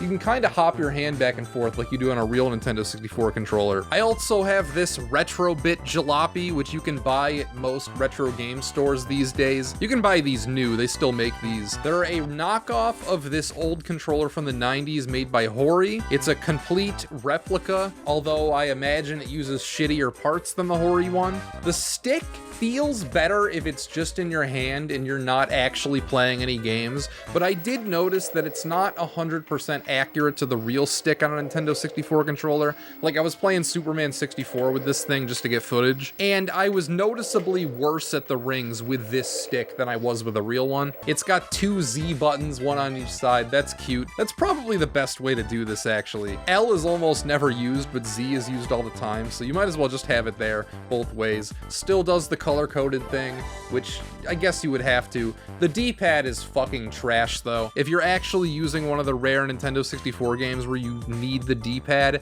you don't want to use this controller. It's an analog-only mode option. The D-pad is just there if you absolutely need it as a last resort, because it feels horrible. It's not a good D-pad in and of itself. It's in a weird spot. You gotta hop your thumb halfway across the controller. It is nice and small, though. I would say if you have access to both of these, you know what? I think I would actually go with the Super Pad, oddly enough, but they are pretty similar. They're just cheaper feeling than authentic N64 controllers, but they give you a more traditional layout. Then for the Saturn, I have this thing called the Eclipse Stick, which is just another joystick. It's like the NES Advantage or the Genesis one that I have that I forget the name of off the top of my head. You got your Saturn buttons, all 6 of them. They're all the same size, although the top ones are different colors. You got a start button. You can program functions, which is kind of cool, and it's made of metal. The bottom is made of metal. And you know I love my metal in my arcade sticks. So you put this on a table, you do this, and supposedly this is more like an arcade fighting game experience. I don't know. I played Mortal Kombat with this, and I don't think it made me any better. In fact, I really don't think these joysticks make me better at any game. It's just for the feeling, I guess. If you don't want to hold your controller and you want to play like on a table or something, it's cool. It's just a novelty, though. Now it's time for the real fun.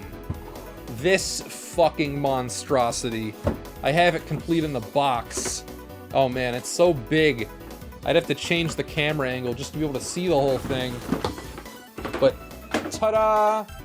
This is the Sega Saturn Racing Wheel. So here it is. It moves back and forth. You've got your face buttons all on the face of it. You got a start button in the middle, but you rock back and forth, and you're supposed to play racing games with this thing. There's also a couple little things in the back. I'm not sure what buttons these approximate, but they are there, and racing games do make use of them. So first I tried out Virtua Racing, and it did work, like it functioned, but you could tell that this device was not made to function with Virtua Racing. Like, they didn't program it with the steering wheel in mind. But switching to Daytona, and this thing was actually fucking awesome, and you could tell that they pretty much designed Daytona around the use of this thing. It is as close to the arcade as you're gonna get on a Sega Saturn by using this controller. Using a racing wheel definitely doesn't make me better at any racing game. It's just an elaborate thing to make you feel better about yourself, or really just to impress friends. Like, wow, look at this giant fucking racing wheel I have. And if I ever do actually want to get into some Sega Saturn racing games, like if I'm just gonna play them, I'm gonna use this wheel. Though the Saturn is not the only platform I have silly racing apparatus for. Introducing the Ultra Racer for the PlayStation 1. You're supposed to turn this wheel, and that's like the steering wheel. It's got all kinds of buttons on it. There's like a little trigger in the back, which I think it's supposed to be like for gas. What's weird about this thing is you look at the buttons, and it's like there's an A button, a B button, but there's no A or B button on a PlayStation controller, so I don't know what the fuck they're on about. There are also these really small buttons underneath the steering wheel, which are supposed to be like the arrows for operating the menus in these games. You would think it would be these buttons right here, but no. It's the smaller ones underneath the racing wheel. Then we have the Namco Jog-Con, as it's known, which is just a normal controller with a really obtrusive disc in the middle. This disc is supposed to be like your steering wheel. Like, you go left, it goes left, you go right, it goes right. You're supposed to steer your car with this thing. It's pretty wacky, but honestly, I like the idea of it. It sounds pretty cool. Like, I'm playing a racing game, and you're just kind of like going like this. I don't know, that seems appealing to me. It's like a little mini racing wheel on your controller. Then last, but certainly not least, I have the Gamester.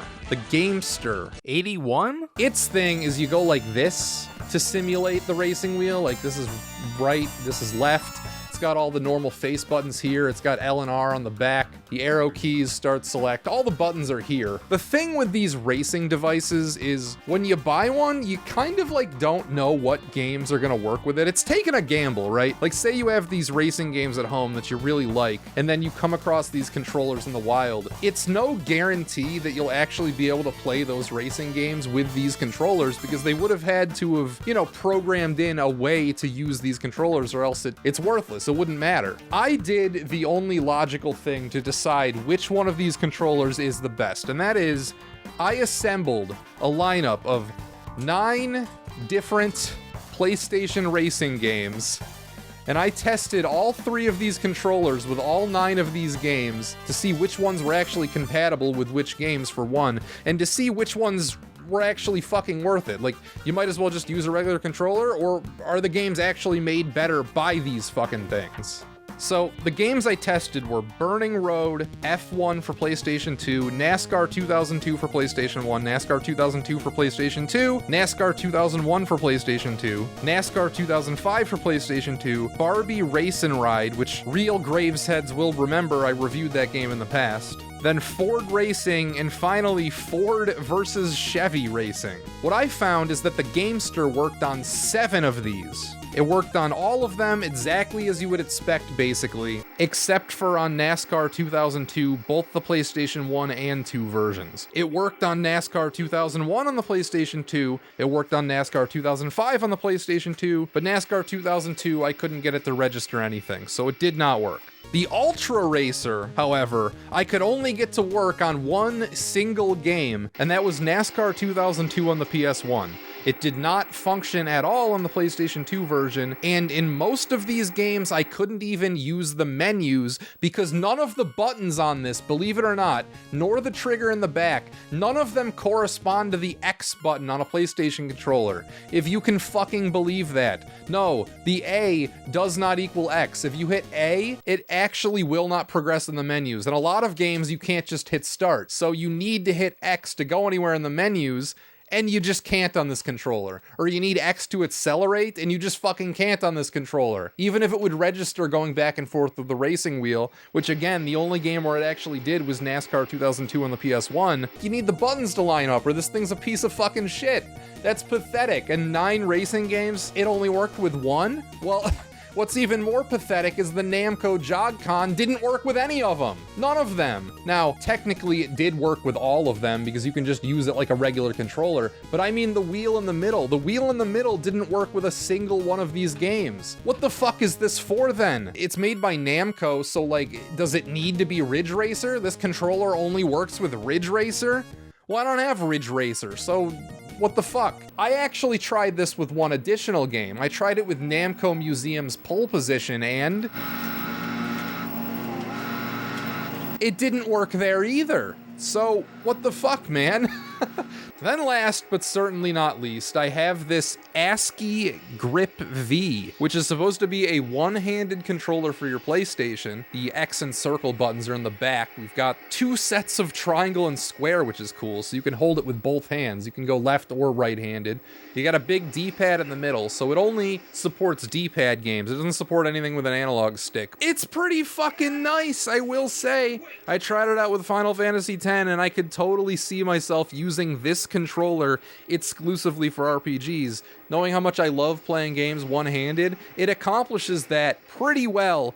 Though it made doing Auron's move where you need to hit different button combinations pretty hard because I don't know where the buttons are on this controller. I would have to learn that. But if I played enough of this thing, I would learn, right? I would get used to it. The Saturn 2D controller. This one's tough. I think I gotta put it next to all of the Genesis controllers. The 3D pad, yeah. It's a problem when I'm going back to the 2D controller, even with games that support you. But by all means, it's not horrible. Like, it's not uncomfortable. It's definitely not in the D menagerie here. It belongs more in C. Same with the Dreamcast controller. They're pretty similar. They're pretty much the same. In fact, the Dreamcast one's probably a little worse, but not, I don't think it's as bad as like the Jaguar one, so I'm not gonna go there. Oh, the Eclipse stick. Yeah, this is just as good as all the other arcade sticks. It's the same shit, but for the Saturn. The Saturn racing wheel! Sorry, I could only find a picture with like a hand. kind of funny. It's gonna be there forever. I'm too lazy to like cut it out. I could just cut it out, but I don't feel like it. This thing surprised me with how actually cool it was when I was playing it with the proper game. Like with Daytona, this controller is actually pretty cool. But yeah, I guess it's just going with the cool gimmicks in C. It's going with like the arcade sticks. It's closest to that. PlayStation 1, this controller, not that great. I really just don't like how it feels in the hand. It's closer to C than it is B, even though this is like a revolutionary controller that used the design forever forward. But that honor actually goes to the DualShock. This is like the more complete version. We're gonna put the DualShock in B, and while we're at it, we're also gonna put the DualShock 2 right next to it because it's the same shit. Okay, this fucking thing that I could literally only get to work with one game, yeah, that's F tier. That's an F tier. If you only work with 1 out of 9 random racing games that I happen to have, that's a problem. Same with the JogCon. If you don't work with fucking anything but Ridge Racer, now is it my fault for not having Ridge Racer? Yeah, I suppose so, but probably not fair putting it down there because like the zapper and the paddle, they're pretty limiting too. Who knows, maybe if I actually had the game, it would go up there as well, but I don't, so F it goes. The Gamester, man, the Gamester was actually pretty fucking cool. Dare I go as high as B for this stupid fucking thing? I would say it actually did make those racing games better. Like, all it does is the back and forth, like, locomotion of it just simulate an analog stick, but that actually does work pretty well for racing games. The Nintendo 64 controller, yeah, this one's tough to rank as well. I think it does more good than bad, so we're gonna go in the B category for this. The SuperPad 64, not horrible, but still not great. We're going C. Same with the Retro bit here, that's pretty much on the same level as the SuperPad. I do slightly prefer the SuperPad, but not enough to rank this all the way down in D. I forgot to rank ASCII. B. Here comes a new competitor to the video game landscape. Microsoft made a game console. Can you believe it? It's even the Microsoft logo here at the bottom. This is the Duke, and it feels like a substantial piece of hardware. And let me just say right off the bat, I like the Duke. I think that this thing feels really good in the hand. I think it's got good sticks, even though mine are white, and even though I keep wiping them off, they still get this sort of like chalk thing onto them. And the original Duke does this weird thing where like there's a crosshair on this stick, and then this one's like indented so your thumb stays in there better, because they knew this was the Halo controller. It's like you're gonna move with this, you're gonna aim with this, and they kind of cutely engraved the controller that way. It's got these awesome analog triggers in the back, because they knew that this was the FPS controller. They designed this thing to control FPS games. They designed it for Halo, and it did a great job for that. The real travesty with this controller are the face buttons. They're really oblong shaped. I do like that you can get your thumb on all 4 of them at the same time, but like the white and the black buttons up here are really a pain to hit. Just the shape of them, they're kind of out of your way. Your thumb more naturally rests on the stick than it does on the buttons, and this D-pad is low-key one of the worst ones ever. Everybody always makes fun of the 360 D-pad, but like this Duke D-pad, it's like barely a D-pad at all. It's like just a fucking circle. This controller is considered to be one of the worst, but I definitely don't think it is. This is a pretty good first attempt, I would say. But Xbox knew that they could do better, and they did. I like the Duke, but switching to this smaller controller design was absolutely the correct call. The buttons are in a more natural spot. It's the diamond configuration. They're circles instead of these weird, like, jewel shapes.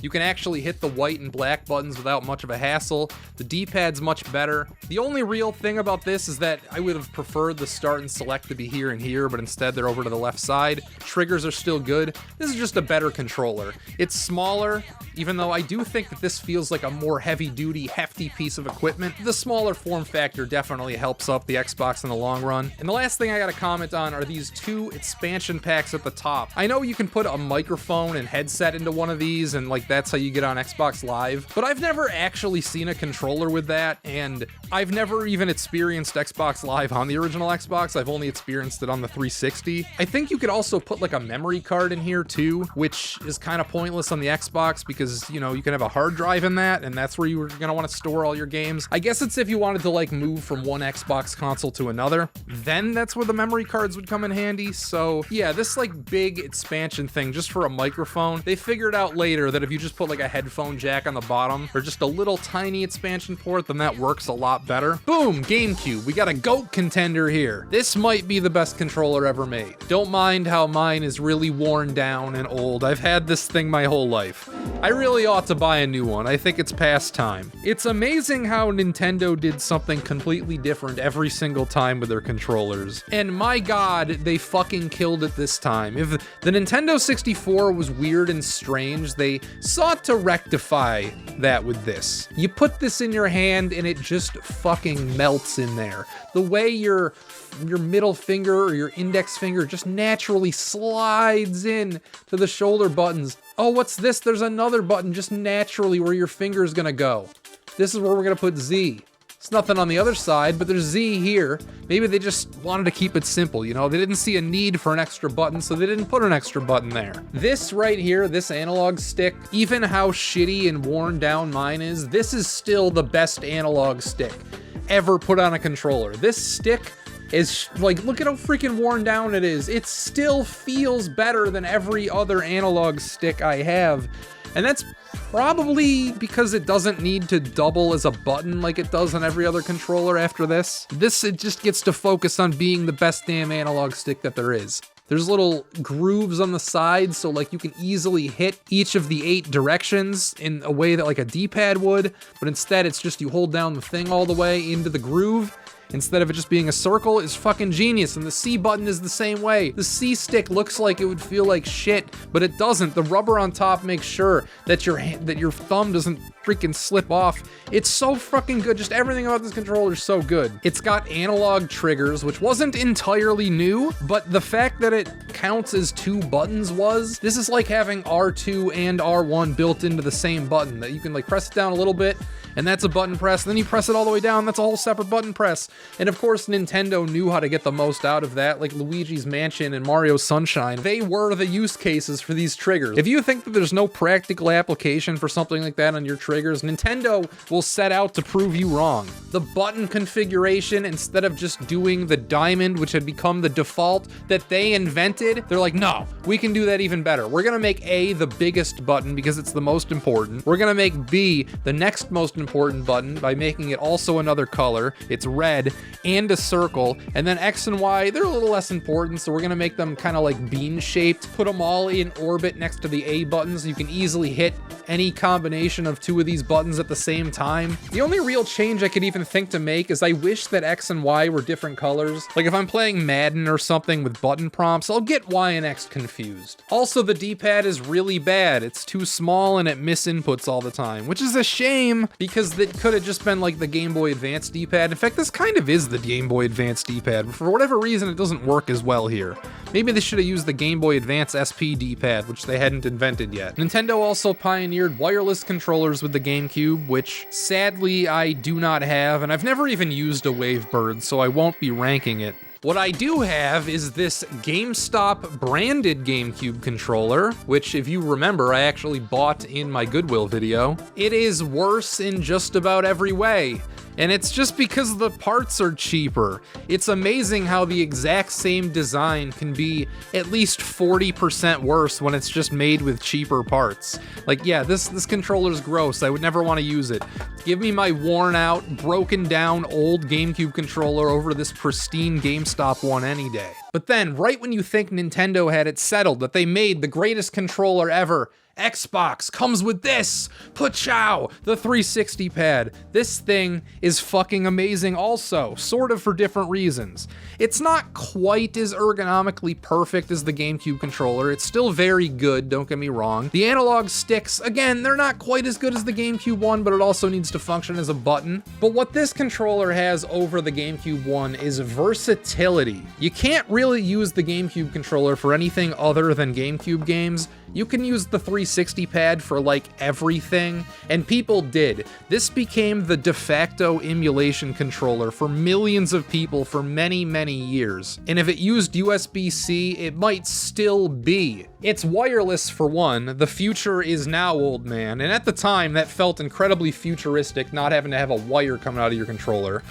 As a trade-off though, it uses batteries, AA batteries in this little battery pack. Over time, I have had a couple different 360 controllers, and this will get loose. This battery pack will get a little loose, so you gotta like hold it in place or like put a rubber band around the thing. I've had that happen to me before. This controller's solid though, I don't need to do it with that yet. You could easily just connect this thing to a PC. You could get the wired adapter and plug it in, or just use Bluetooth or whatever this thing uses. The diamond configuration of the buttons is easy to map to like a Super Nintendo or NES control scheme. It's just perfect for playing old games with. Now people like to point out that the D-pad sucks, which it does, but I don't think it's as bad as people say. Like, I think I would rather have this D-pad over the Nintendo GameCube one. Maybe call me crazy, but I don't know. I mean, it does miss input a lot, so I guess I'm just wrong. But the assignment with this controller was to make a fucking monster at controlling first-person shooter games, and they succeeded. Xbox knew that's where games were going, and they understood the assignment. They made these back triggers feel like you're actually firing a gun. And holy shit, just playing Call of Duty on this thing, it just feels better than playing Call of Duty with anything else. Playing Halo with this thing feels better than playing Halo with anything else. They knew what the fuck they were doing. You've got the iconic ring in the middle telling you which player you are. Right now it's searching for a console because my 360 isn't hooked up, which also doubles as a button to bring you back to the system menu. That's like having a button on your controller that exists outside the realm of the game. That's so fucking futuristic that you just hit a button and you go back to the main menu. Hell, if you hold this button down, you can turn the console off with this thing right here. You don't even need to get up to hit anything. You can just turn it off with the controller. That was fucking revolutionary. That was awesome. There's also a little expansion thing at the bottom of the 360 pad where you slide on this keyboard, and then you got a full keyboard. You could type, you could text people with the freaking Xbox controller. And then there was still a port on the bottom for you to plug your headset into so you could call people the N-word online. Meanwhile, PlayStation was like, hey, if it ain't broke, don't fix it. We're just doing this again with the DualShock 3. Except this isn't a DualShock 3. It's called the 6-axis. This is a DualShock 3.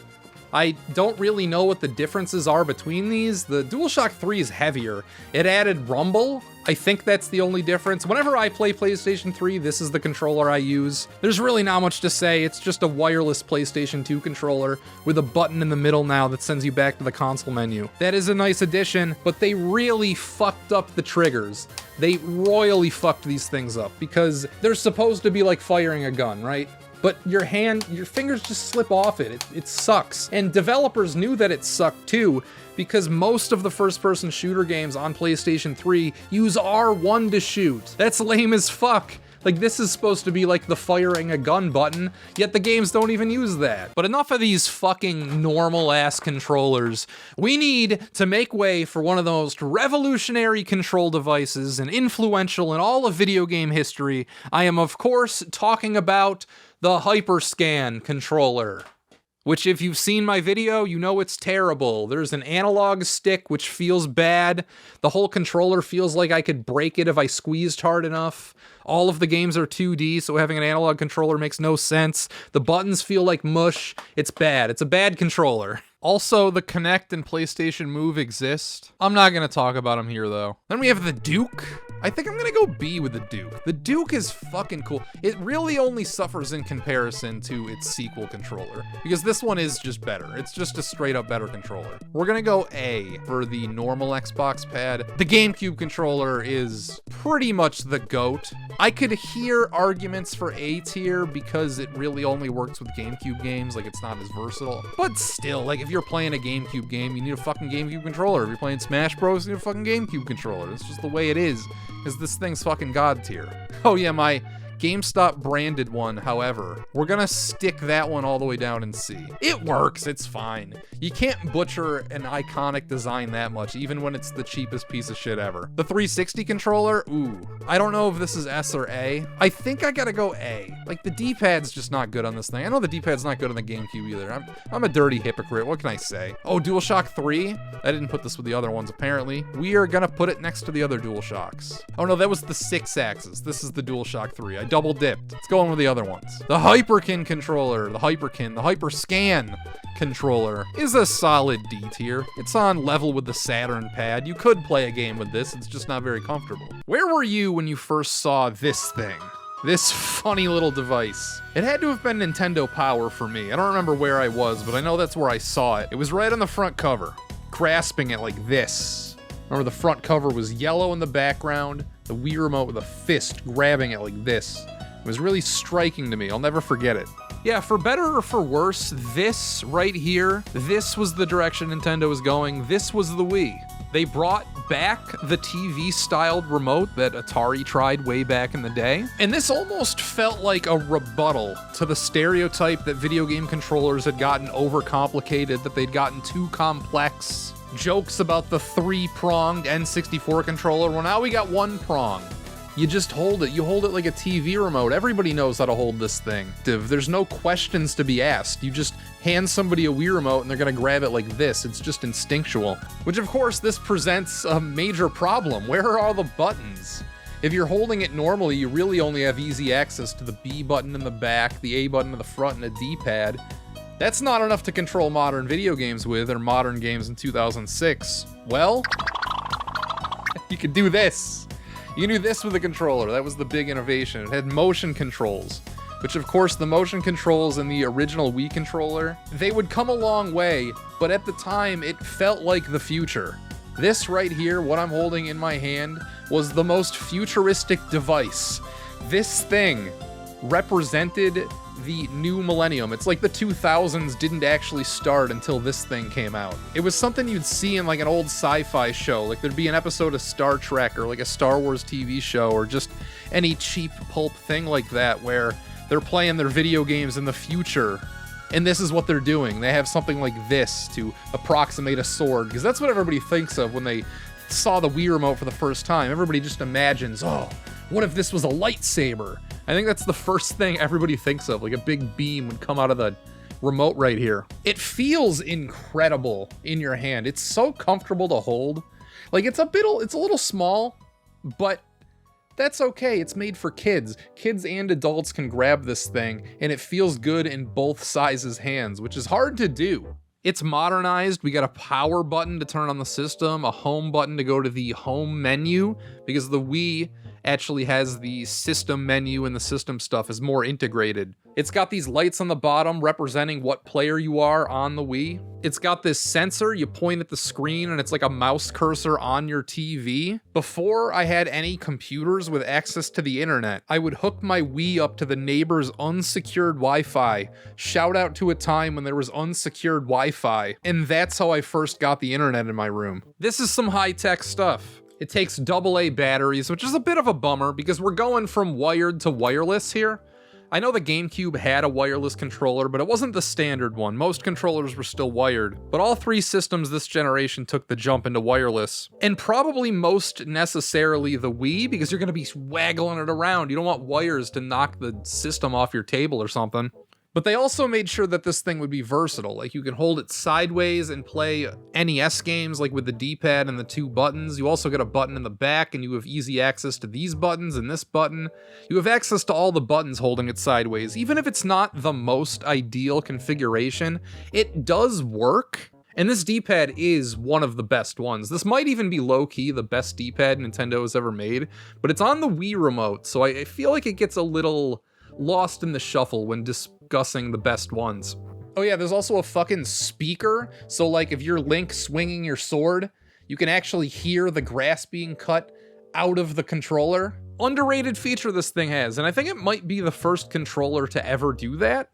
Question mark? Citation needed? It's the earliest one that I have, and the earliest one I can think of. Now all of this stuff would later on become more or less ubiquitous, except for maybe the speaker. The PS5 controller has a speaker, but like even Nintendo's controllers don't do that anymore. Now the motion controls, looking back, they're really simple. It's almost as if swinging the Wii remote just simulates pressing a button. Like here, you're playing Wii Sports Tennis, and yeah, this basically does just see if you're swinging equals pressing a button to swing your racket. It's the same thing. It's not like measuring where your racket is or what direction you're swinging or anything fancy. It does, however, keep track of how your controller is tilted, and they make great use of that in the baseball and bowling especially games. But still, even with all this cool tech, Nintendo knew that this wasn't enough for all games. Like, we still need an analog stick. And that's why they included this port on the bottom. Sort of like an N64 controller, it's going to have accessories. You're going to be able to plug things into the controller to give it extra abilities.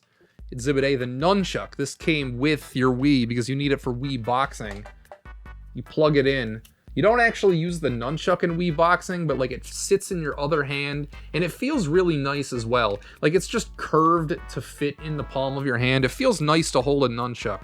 And this has motion controls too, so like you punch, you can punch with both, you play boxing with both hands. I always thought the boxing kind of sucked though in Wii Sports. Definitely my least favorite sport. This thing's lightweight, it's got a good analog stick, not great. I don't think it's as good as the GameCube analog stick, but it feels fine. Like you're playing Mario Galaxy, this thing gets the job done. It's a bit of a pain to bust this thing out. Like whenever a game would require the nunchuck, I would always groan as a kid and be like, oh man, I actually gotta find that piece of shit. I gotta dig that thing out, find it, plug it in. Mine got a little nasty. A lot of my stuff yellowed over time because when I moved to Florida, I kept it all in a storage unit outside. One of those outdoor storage units. Don't do that. If you ever move to Florida, don't keep all of your stuff in an outdoor storage unit. The humidity will make all of it yellow. Then another accessory you could get at launch was the classic controller, this thing, which was modeled after a Super Nintendo pad, but then they stuck a couple nunchuck analog sticks on it. They're almost exactly the same. In fact, they think they are exactly the same stick. It's got a really nice D-pad, though not quite as nice as the one on the actual Wiimote IMHO. R1, R2, L1, L2, but they're a little awkward, like the two buttons are these little nubs. And then there's this thing on the back which like opens up these shutters on the controller.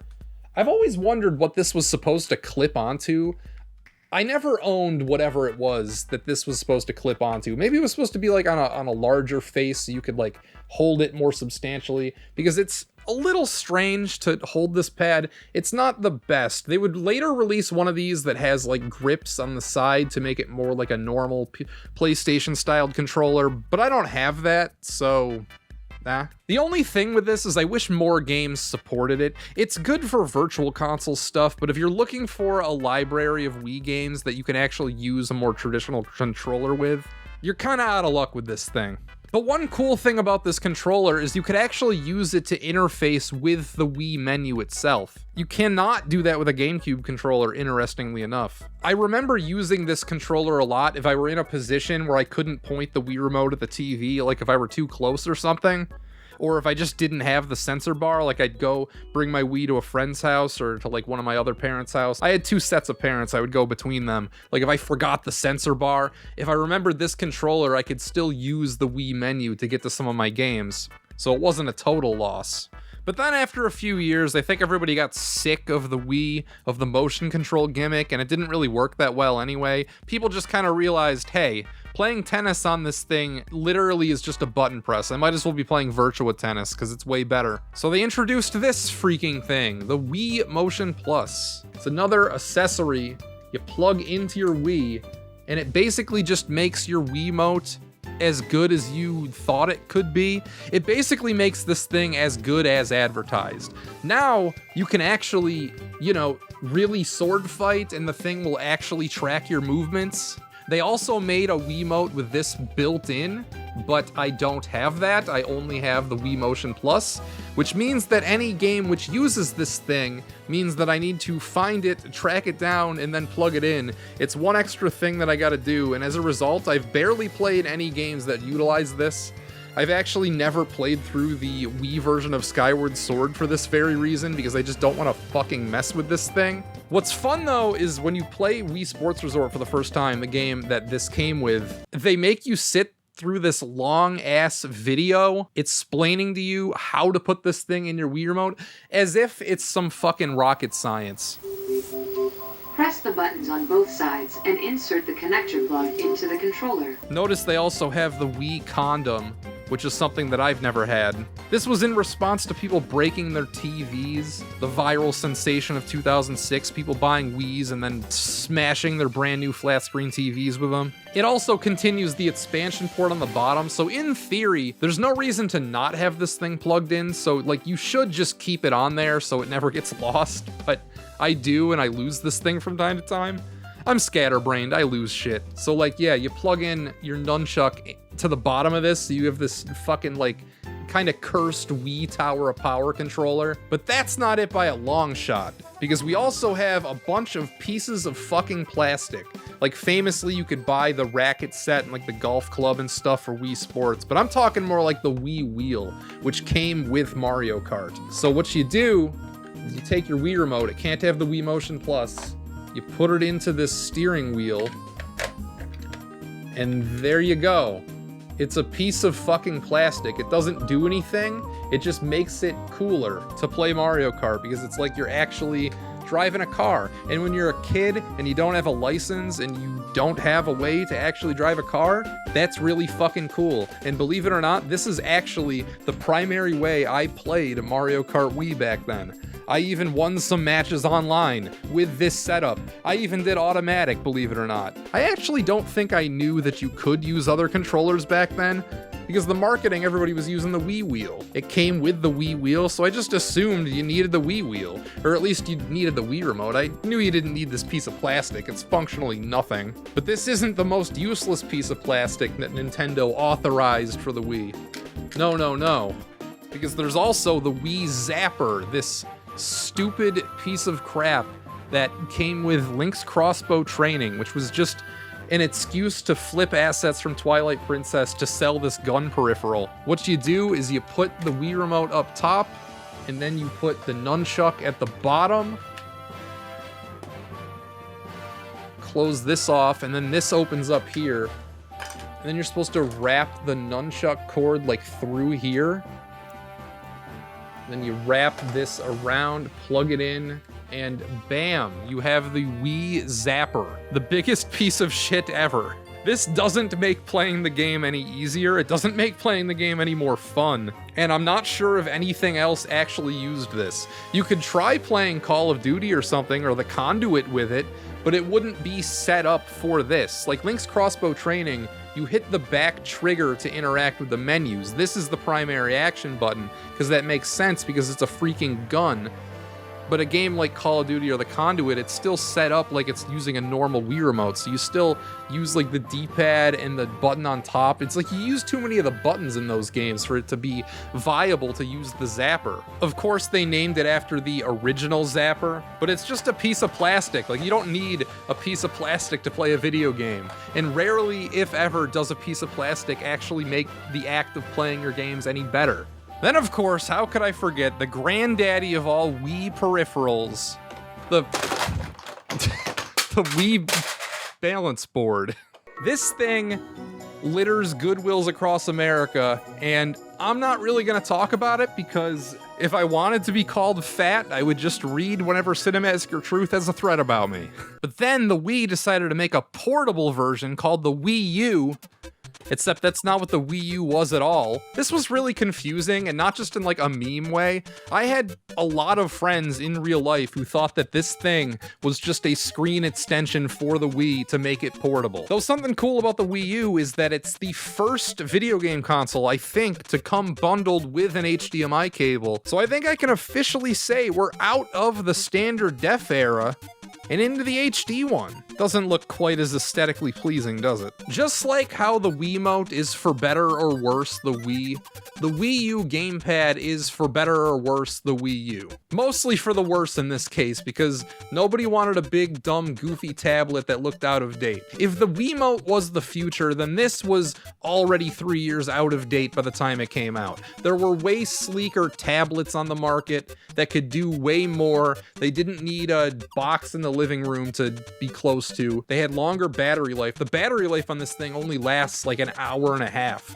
I swear to God, like, you basically need to play games with this thing plugged in at all times. It's almost not a wireless controller because you need to be so close to a charger to actually use this fucking thing for an extended period of time. It's huge, it's bold, and in hindsight, it was obviously a huge mistake that Nintendo went with this for their primary controller for an entire console generation. Most of the games didn't use all the tech which is in here, and it does have an impressive amount of tech. Obviously, the giant touchscreen, which was was styled after the Nintendo DS touchscreen. I don't know what the terms are called, but it's the kind where you can only touch one spot at a time, unlike an iPhone where you can touch 2 spots. And by the time this came out, that technology was already outdated. But the analog sticks feel really good, the buttons feel really good. It's got a headphone jack built into the controller, it's got an IR port like a Wiimote, volume slider because this thing has speakers like a Wiimote, it's a little spot for your stylus. You've got an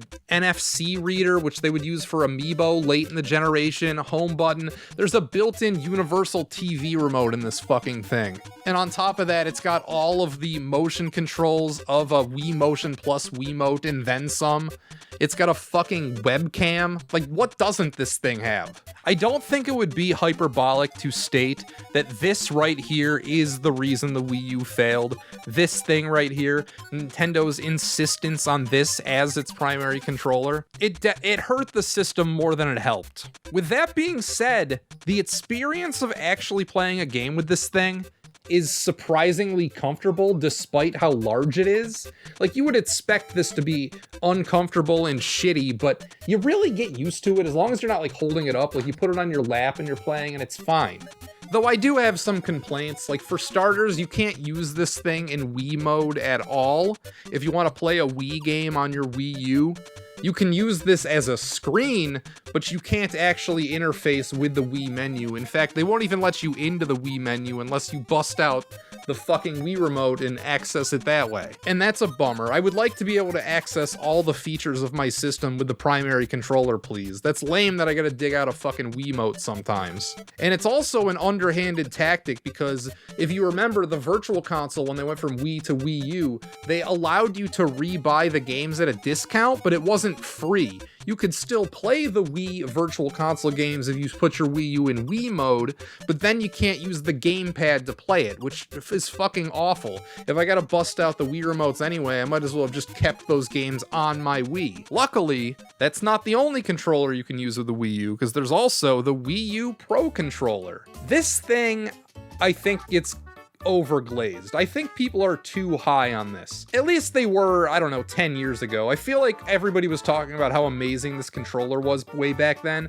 Nobody's really talking about it now, but it has issues. For starters, it doesn't feel like a premium product to me. It feels closer to the cheapness of a PS3 pad than the deluxeness of an Xbox One. I have no idea why the analog sticks are up top instead of, you know, in a normal fucking place like here and here or down here.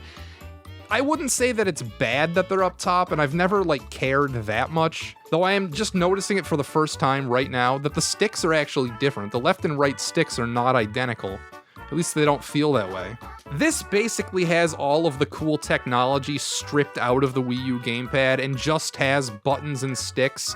So as a result, you actually can't play very many Wii U games with this controller. For something called the Pro Controller, you would expect this to be compatible with almost the whole library, but it's really not. In fact, when I was recording gameplay footage for this, I tried out New Super Mario Bros. U. Would you fucking believe that this controller doesn't fucking work with New Super Mario Bros. U? Like, what the fuck? That's such a massive fuck up on Nintendo's part. Why? Why are they forcing you to use the goddamn gamepad with that? Which means that this isn't really a replacement. It's a supplement. It's like the classic controller, but on the Wii U. Great for Virtual Console games and Smash Bros. And things that support it, but you still need to use the gamepad as your primary controller. You can't replace it with this. The Wiimote. Oh god, the Wiimote. It's really revolutionary. We're gonna put it in B. I don't want to play with it. I think it's annoying and I hate having to get it out and I don't like adjusting to it. But at the same time, this thing sold the Wii. You know what? Actually, I'm gonna bring this to A because it's rare that a controller is the thing selling the console. Like, for a gimmick controller being your main controller is really disappointing. But when that gimmick is the Wii, yeah, I think that's A tier worthy. And I'm comfortable doing this because I split it up. Like, this is a Wii remote with a nunchuck. And it's a lot worse when you gotta bring a nunchuck into the fray. I don't like the two hands bullshit. That's going in C. The classic controller's cool, but it ain't got no games. It doesn't fucking work with anything. So it's gotta go in C. The Wiimote with the Wii Motion Plus. Is the Wiimote, like, actually good? You know what? Fuck this. We're going we're gonna change my rankings here. We're moving the standard Wiimote down to B, and then we're gonna put the Wiimote with the Motion Plus in A, because this is just what the Wii Remote was advertised to do, and now it can finally do it. The Wii Wheel is a piece of fucking plastic. It's not even really fair to rank this, but hey, I need slots. Same with the Zapper. In fact, I think this is even less fun than the Wii Wheel. At least the Wii Wheel, you know, it makes you feel like you're driving a car. Like when you're a kid, that's pretty cool. This is a tough one to rank because the Wii U gamepad, I like playing games on it. In fact, I would rather play a game on this than I would on a Wii Remote. But at the same time, when you are responsible for single-handedly torpedoing your console's chances, what did I say earlier with the 5200? It's got to go in F, but I'm feeling a little more charitable. It's gonna go in D. The Wii U Pro, this thing isn't as good as people say, but also like it's better than the classic controller. It's better than like the 3D pad. It's like better than all these. I just wish it worked with more stuff. We're gonna go B though, like it's solid. Closer you get to the present, the better controllers are, which might be shocking to hear from me, the retro game guy. The retro game guy, that's me. We have the Steam controller, one of the most infamous what the fuck were they thinking inventions of all time. It's kind of normal, like this, like the buttons here, and then the joystick here, and then the shoulder buttons up top, so if you just do this, you can use it like a normal controller. But then there's these giant fucking discs at the top, which are supposed to be like analog sticks, but not really, they're more like mouse cursors, and they're just terrible. Like, they just take up so much room in the controller. And then also, there are these back paddles, which I love. I love back paddles. I can't shit talk them. They do feel kind of fucking weird on this controller, and I'm not sure if they actually work. I would never use this controller these days, though, because it uses micro USB, and that's fucking awful and cringe, and I hate that, so blah. Then we also have the Ouya for alternative gaming platforms, and this is a piece of garbage. This controller sucks. I do like that the face is made of metal so it stays nice and cool. I love metallic controllers, but man, it just like digs into your hands and like pushes them in opposite directions. Like, look, ergonomically, it's a fucking nightmare. It just doesn't feel good to hold. The components feel fine, I guess. They feel a little cheaper than like a PlayStation or Xbox pad, but not by much. Like, this is acceptable. The buttons feel fine. This D-pad seems like it fucking sucks, though. The analog sticks are alright, the buttons are alright. It really is just the ergonomics of this thing. It's not comfortable to hold.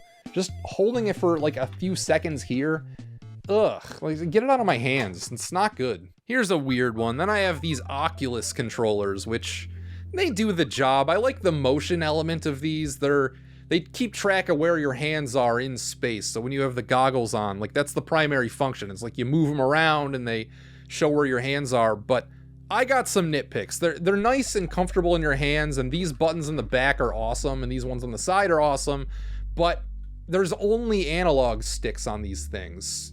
And one of the games I bought for my Oculus was Tetris Effect, and it's basically unplayable with just these analog sticks. Like, you need a fucking D-pad to control that game, but that's more of like a gripe with the game itself, or the game selection going in the Oculus.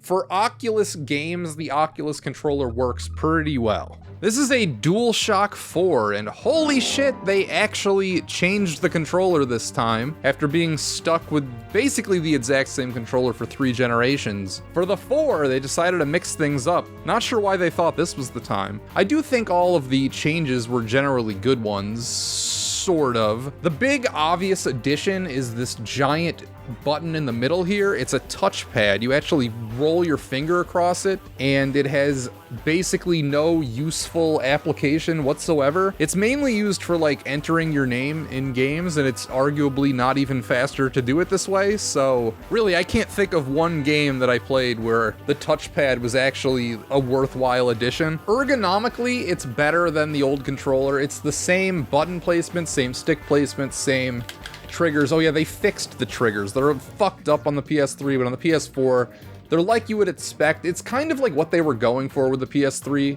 controller triggers, except actually, you know, good buttons. Everything is good about this controller, except the battery life.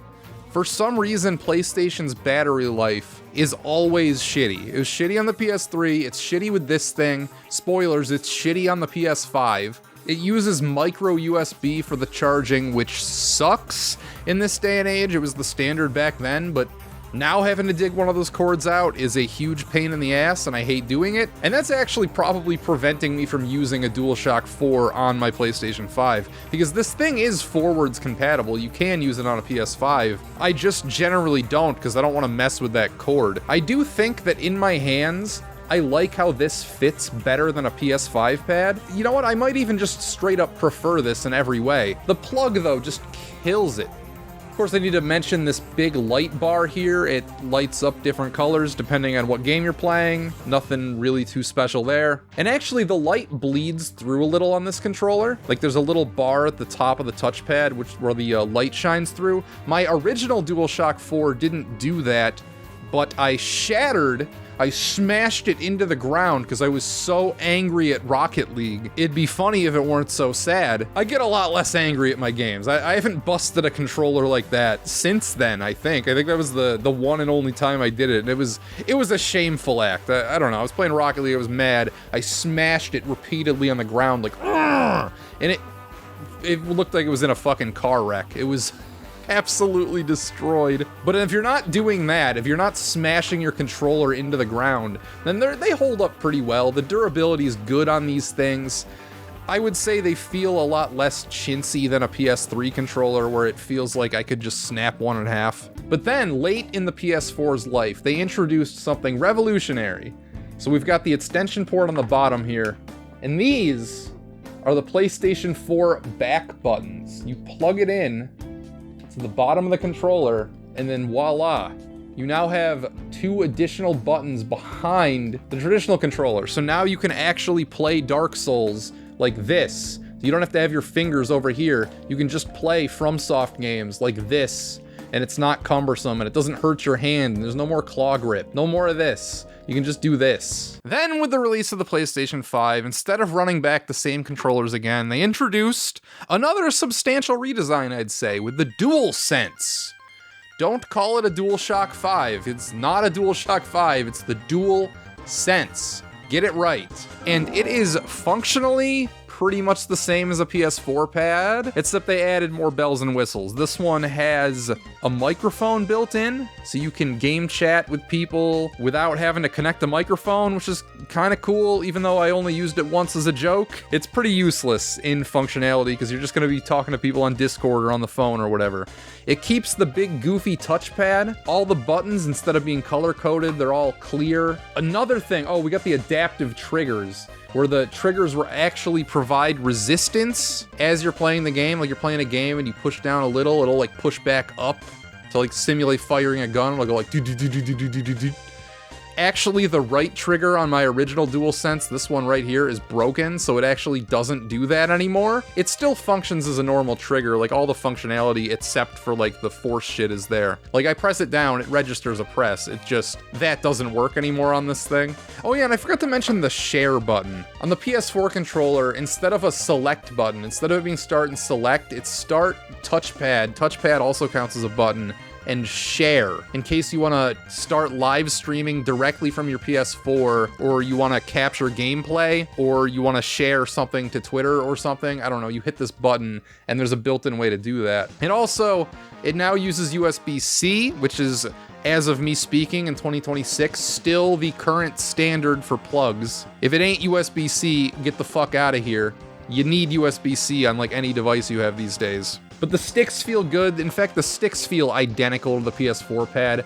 I don't really notice a difference between them. The only drawback with this thing, it is not compatible with the back buttons. You can try and plug it in, but it won't go in all the way, and it doesn't work even if you manage to jam it in. So that sucked. That was a big downgrade. That was a big reason why I actually kept using the PlayStation 4 controller after the PS5 released, just because of these back buttons. Like, I cannot overstate how much I love having buttons on the back of the controller. It is life-changing, especially with something like Dark Souls. As I said, like any FromSoft game, you need these. You need one to sprint, you need one to use items, at least. These have rewired my brain as to how a modern video game should be played. Like, without back buttons, I'm fucking lost and I don't know what I'm doing. Which is why they then introduced the DualSense Pro, Elite, Edge, what is this thing called? I don't know what it's called. It's a big dumb controller that costs way too much money. It costs like $200. And they modeled this after the Xbox Elite controller, which I'll get to soon. It's basically the same functionality as a regular DualSense. I don't know what any of the other changes are. I just know that it adds these 2 buttons in the back, making Elden Ring actually playable. You can program them from different things, obviously. Yeah, that's the thing with the back buttons, is you can program the 2 back buttons to be mapped to anything on the front of the controller, so you have full control over what these do. Same with this. And it is shitty that instead of just offering an add-on that, you know, you could buy for like $30, like the back buttons, they make you buy a fucking $200 controller to people like me who are addicted to having buttons in the back. But hey, that's the world we live in. There are a few other cosmetic changes. I can definitely tell holding it one after another that this is definitely heavier. It's heavier than the DualSense Edge. I like how, I don't know if it's gonna show up on camera, there's like a PlayStation pattern on the touchpad. That's kind of cool, instead of it just being flat. The buttons are black now instead of white, as you can see. Same with the D-pad. So like cosmetically, it's a little different, but to me, it's basically just the same shit, but with back buttons. But you can also control the amount of force feedback you get on the triggers with this. Not supremely useful. Oh, and one last thing.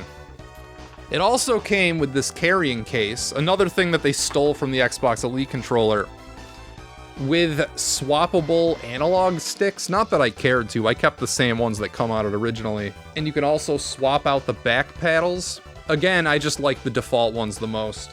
I don't use this carrying case, maybe I should. Maybe I should start bringing my controller places. Oh, and also, the DualSense came with this fancy cord, which is meant to, like, lock it in place.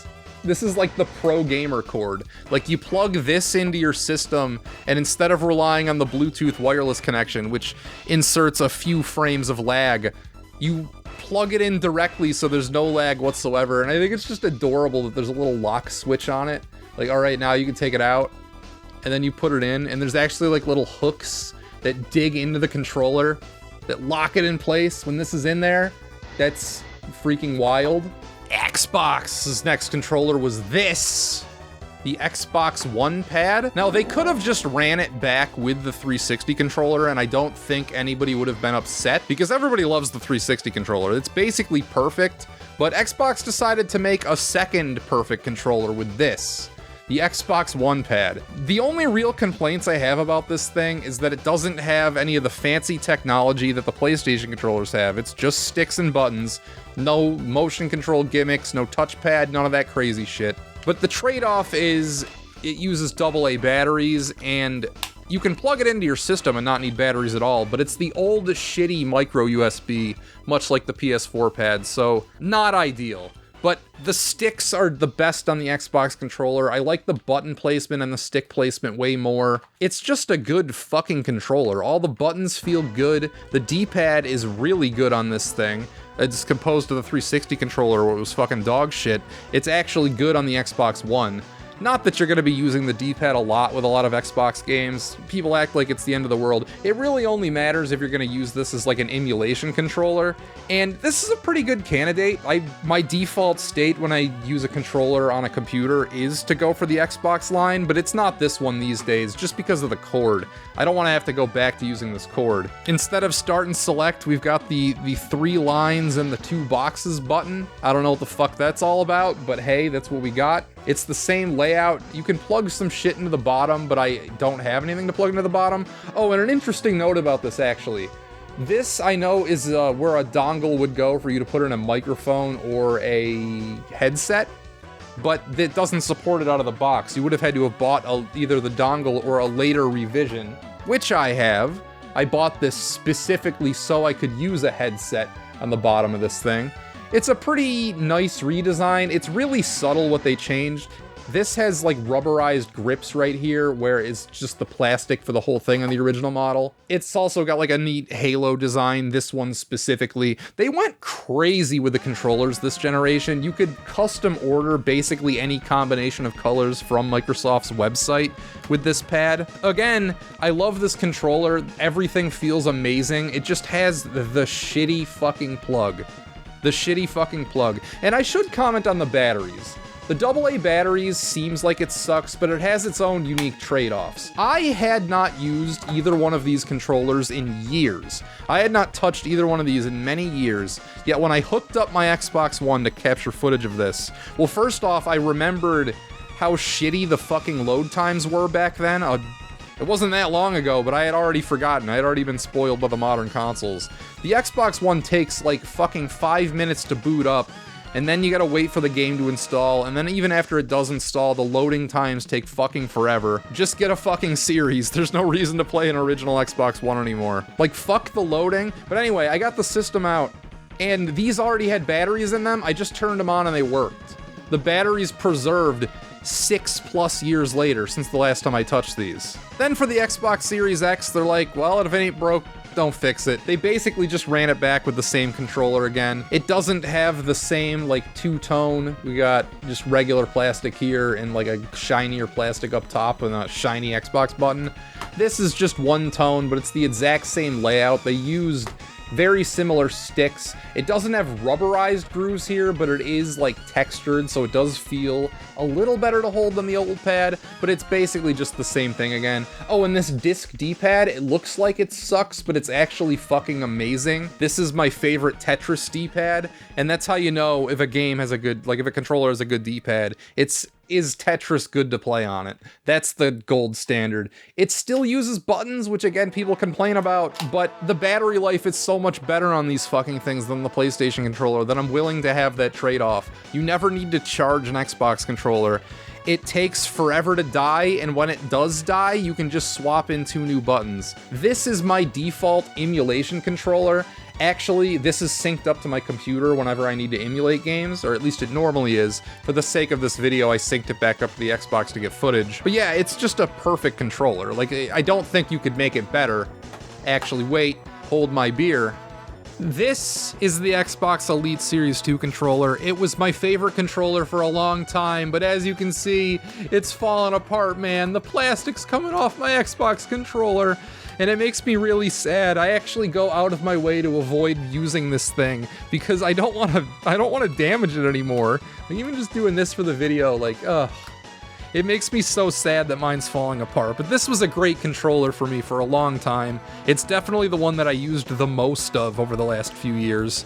And the big reason why is, well, one, it's made of metal. There's a steel frame underneath it, which if you've never experienced a controller like that, then it's hard to explain in words why that's a big deal, but trust me, it's a big deal. It makes the controller feel a lot better. You can swap out the analog sticks. I can fucking trade places if I want to. And there's a whole goodie bag full of different ones that you can put on. But the real great thing is that it's got the back paddles, man. I need back paddles on my controller. If I don't have these, then I feel fucking lost. I just need them.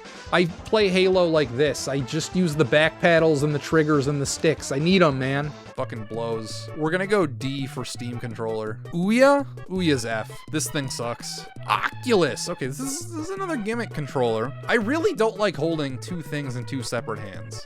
Not a fan. I think I'm gonna go C with this. DualShock 4? Do I put it next to these DualShocks or up here? I do think it is a better controller than the old DualShock design, but like next to an Xbox controller, like I still think it's a step down. So we're gonna go B with this. The DualSense, same. We're gonna put it next to this because the one with back paddles is the one. The DualSense Edge, that's the one we're gonna put in A. This is the definitive PlayStation controller. Xbox One controller, we're gonna put this in A. Same with the Series X. It's basically the same thing, just they use slightly better parts. And then the Elite, breaks my heart that mine's dying. This is absolutely an S tier. This thing fucking is awesome. I'm so glad that this like kicked off a new wave of like premium controllers which exist because I eat that crap up. Okay, finally, on to the final family of controllers. We have the Nintendo Switch line, which use these infamous Joy-Cons, which slide on and off the system. It came with a grip originally to make it what is known as the dog bone controller. However, I don't know where mine is right now, and I don't feel like digging for it. I never fucking used it anyway because I barely ever used the Joy-Cons. These are day one Joy-Cons. I got these the day the Switch came out. I bought the Switch, they came with these two Joy-Cons, and I never bought another pair because I hardly use them because they're fucking terrible. I hate them. They're made to be versatile, like you can hand them out to friends, like each person would have their own controller and you could play games and they work for that, but they're definitely the little brother controller for me. I would pawn these off on other people if I was playing a multiplayer game, and that's about it. Like, these themselves, I was never fucking using. Even when I brought my Switch places, I would bring another controller so I could use it with that, and I would, like, put this on a kickstand. Basically, I would do fucking anything possible to avoid using these stupid fucking controllers. They had a lot of technical issues. Notably, the analog sticks are known to, quote, drift, which is when they get phantom inputs, when you're not actually holding a direction, but the system thinks that it is. They were very prone to that, which, believe it or not, these actually don't have that problem. These more have a problem with actually staying connected to the system. Like, if I have my original Switch just like this, and I'm just playing like this, these things will disconnect all the fucking time. That's the fatal flaw with the Joy-Cons, in my experience, but these are ambitious pieces of tech. They basically fit in every single gimmick a controller could possibly have, minus a touchpad or a touchscreen or a screen of any kind. And they just threw it into these controllers. Like, they both have motion controls. These are like mini Wii remotes. It's got a fucking sensor, so you could like put an object in front of the controller and it'll like fucking scan it. I don't think any games actually seriously used this, or if they did, I can't think of any. It's got buttons on the side, it's got buttons fucking everywhere. It tries to function as both a horizontal pad and a vertical pad, much like a Wii remote would. It's got a fucking amiibo reader. You put the fucking amiibo up to this thing and it'll read it and put it into the game. It doesn't have a D-pad because they wanted it to act as buttons on a controller sideways, so they just put these 4 separate buttons here as a D-pad, which, as strange as it sounds, actually sort of works. Like, if I'm going by the Tetris test, using 4 different buttons as a D-pad is a lot better than a lot of D-pads that exist. At least, you know, the other D-pads in the Switch line. Speaking of, here's the real Switch controller, the Switch Pro controller. This is what I played 99.99999% of my Switch games with, except for the rare exception where they don't let you. There are a few games like that, like Pokemon Let's Go. I'll get to the controller I used for that in a minute, or the World Ends With You remake, but pretty much every game I used this, which means that it has much better compatibility than the Wii U Pro controller and the Wii Classic controller and the Wii Classic Pro controller. Basically, they made this a real alternative. You could get away with just using this controller. Fucking finally, Nintendo doesn't force you to play along with their stupid gimmicks, and one of the greatest controllers of all time. I remember when it came out, there was a lot of hubbub about the price, but I don't know, I bought one of these day one and I have no regrets. This is a fantastic fucking controller. Build quality is incredible. I've owned this thing now for almost a decade, crazy to say, and it still shows almost no signs of wear. I have played thousands of hours of games on this thing, and it has not worn out even a little. It's the first game controller I remember ever having USB-C, which was fucking huge. It's got all of the gimmicks that these have. Like, it has motion controls. I guess I shouldn't say all the gimmicks. It doesn't have, like, the fucking scanner. I don't think it has an amiibo reader either, but I've never used an amiibo in a game, so I don't really care about that. It might actually have that. I don't even fucking know. The sticks are incredible. The buttons are incredible. The triggers are digital. I think it's interesting that Nintendo pioneered the use of analog triggers, and now that they're ubiquitous with everyone else, Nintendo decided to just go back to digital triggers, which, if you don't know, just means that it's on, off. There's no, like, gradation when you press it down. You would think that this would make a huge difference, but it really doesn't. Even in a game like Rocket League, where I would expect it to, because, you know, you're putting on the gas a little or a lot, it's like, no, actually, when you're playing that, you kind of realize that you always want it all the way down. There's not really a lot of situations where you want it, like, half-pressed. So this controller would be fucking amazing if it weren't for one thing, and you already know what the Achilles heel is. The D-pad looks solid, but it's really not. It misinputs a lot. Like, if you press left, you do the left test, and it's like you're getting up left and down left all the fucking time. And it sucks. And it means that the Joy-Cons actually do have one real use case, and that's when you're playing Tetris. It's still better to play with a Joy-Con, which is fucking sad to say. But still, the Switch Pro controller is an all-timer, one of the best controllers ever. But we're not even close to being done, because we have all of the Nintendo replica controllers, like the NES Joy-Cons. These were made to play NSO games, like NES games, with an authentic controller, and there's no way to charge them unless you put them in your system like this. This is the only way to charge these controllers. Like, you plug in the Switch or you keep it docked, and then that's how you charge these. And as a result, I hardly ever use the NES controllers just because they're such a pain to fucking charge. There's not much to say about them because they are a pretty faithful replica of an NES pad. The only real difference being the buttons on the top. You hit them both to go back to the menu. In the Switch, they're just used for outside the game purposes, and the rails to slide it onto the Switch. That's really the only difference. These feel pretty fucking close to an NES controller. Like, the D-pad feels the same, the start, select, A, B.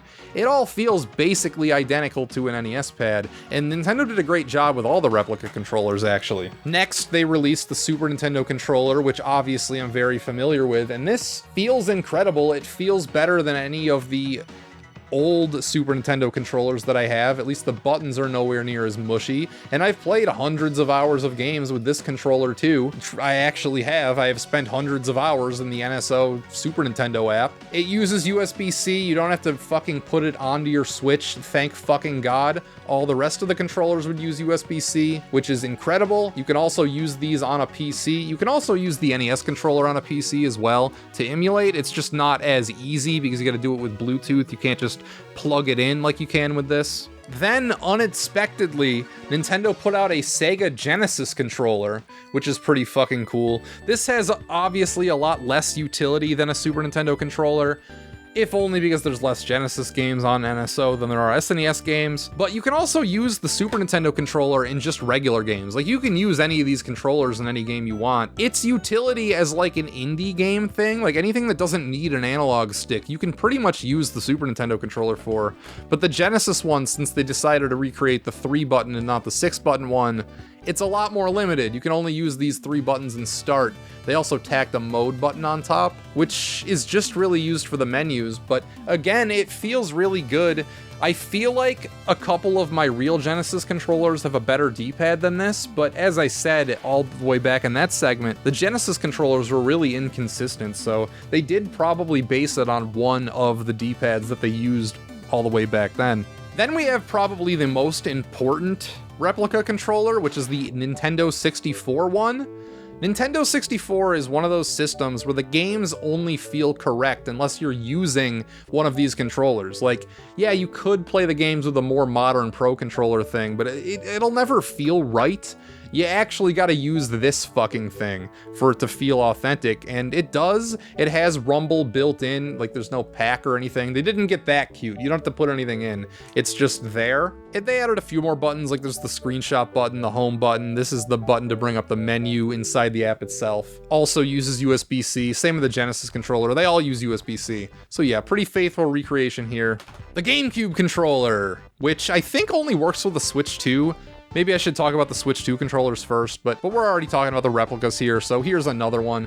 Pretty much one-to-one to an actual GameCube controller, but they didn't go for the Wavebird. This is a wireless version of the wired GameCube controller, which was an interesting choice. I see why they did it. It's a lot less bulky. It feels fucking fantastic, this controller. Like, it always does. The original one feels fantastic. This one feels fantastic. It's awesome to get one of these with a fresh analog stick. Just, it feels fucking amazing. Look at this cute little guy. Yeah, they made a Pokeball controller. The little dot in the middle is actually an analog stick. There's a button on the top, too. As far as I know, this thing only works with Pokemon Let's Go Pikachu and Eevee, and I did play through both of those games using this thing. As you can see, it's way too small for my hands, and it did make them cramp up. However, I made it through both the games with this thing, and it's kind of integral to the experience a little bit. It also works as like a pedometer, because you can put a Pokemon in this thing and then go out walking with it, and it will actually like level up and stuff while you're out. Not much to say about it. It's really not comfortable. It's a weird gimmick. I'm glad that it exists. I think it's funny, but it's obviously not like a great controller. Then, just releasing last year, we have the Switch 2 Joy-Cons, which are basically the Joy-Cons, but just better. They're bigger for one, which is always more welcome. It uses magnets to stick onto the system instead of those rails, which is more secure. As time goes by, those will wear down and these will be pieces of shit in the future, but a year in, these are fine. I don't use these very much also because they're still limited by the same constraints as Joy-Cons. Like, the sticks are still dinky, the buttons are still too small. Just not a fan of these. I do still have the grip for this though. So you put them in here, and then there you go, the Switch 2 Dogbone controller, if you fucking want to use this for some goddamn reason. You won't, because there's the Switch 2 Pro controller, which just replaces this. Throw this thing in the fucking garbage if you don't play handheld like me. I don't play handheld. I pretty much just play docked. And yeah, they made another awesome Pro controller. This one feels, I think, slightly better than the old Pro controller, but it might just be because it's newer. It's basically the same shit. They just added the chat button at the bottom. Got the two tones up top. I think it looks better. The less shiny plastic will probably maybe hold up better over time. It's not translucent like the old controller either. The sticks, though, feel fucking amazing. These are probably the best feeling analog sticks, aside from maybe the GameCube one. In video game history, the sticks are fucking awesome, but they didn't fix the fucking D-pad. It's the same shitty D-pad as the old Pro controller, so it's actually trash. Joy-Cons, boys. Okay, I hate the Joy-Cons. I fucking hate them. I want to put them in, like, D. These things break all the time. Everybody knows that. I don't like using them. Switch Pro, though. The Switch Pro is really fucking good. Switch Pro is really fucking good. We're gonna go A. A for the Switch Pro. Okay, so these Joy-Cons are better than the old Joy-Cons, but they're still fucking Joy-Cons, so they're going in C. And then finally, the last one to rank is the Nintendo Switch 2 Pro controller. Is it S tier? Not quite, it's A tier. We're gonna put it next to the other Pro controller. And that was my big controller ranking. Hope you enjoyed it. Hope you enjoyed something a little different this time. Shout out to the patrons, remember. Sign up for Delete Me using my promo code, Jason Graves at checkout, or use the QR code on screen. That's joindeleteme.com/Jason Graves and Jason Graves as the code.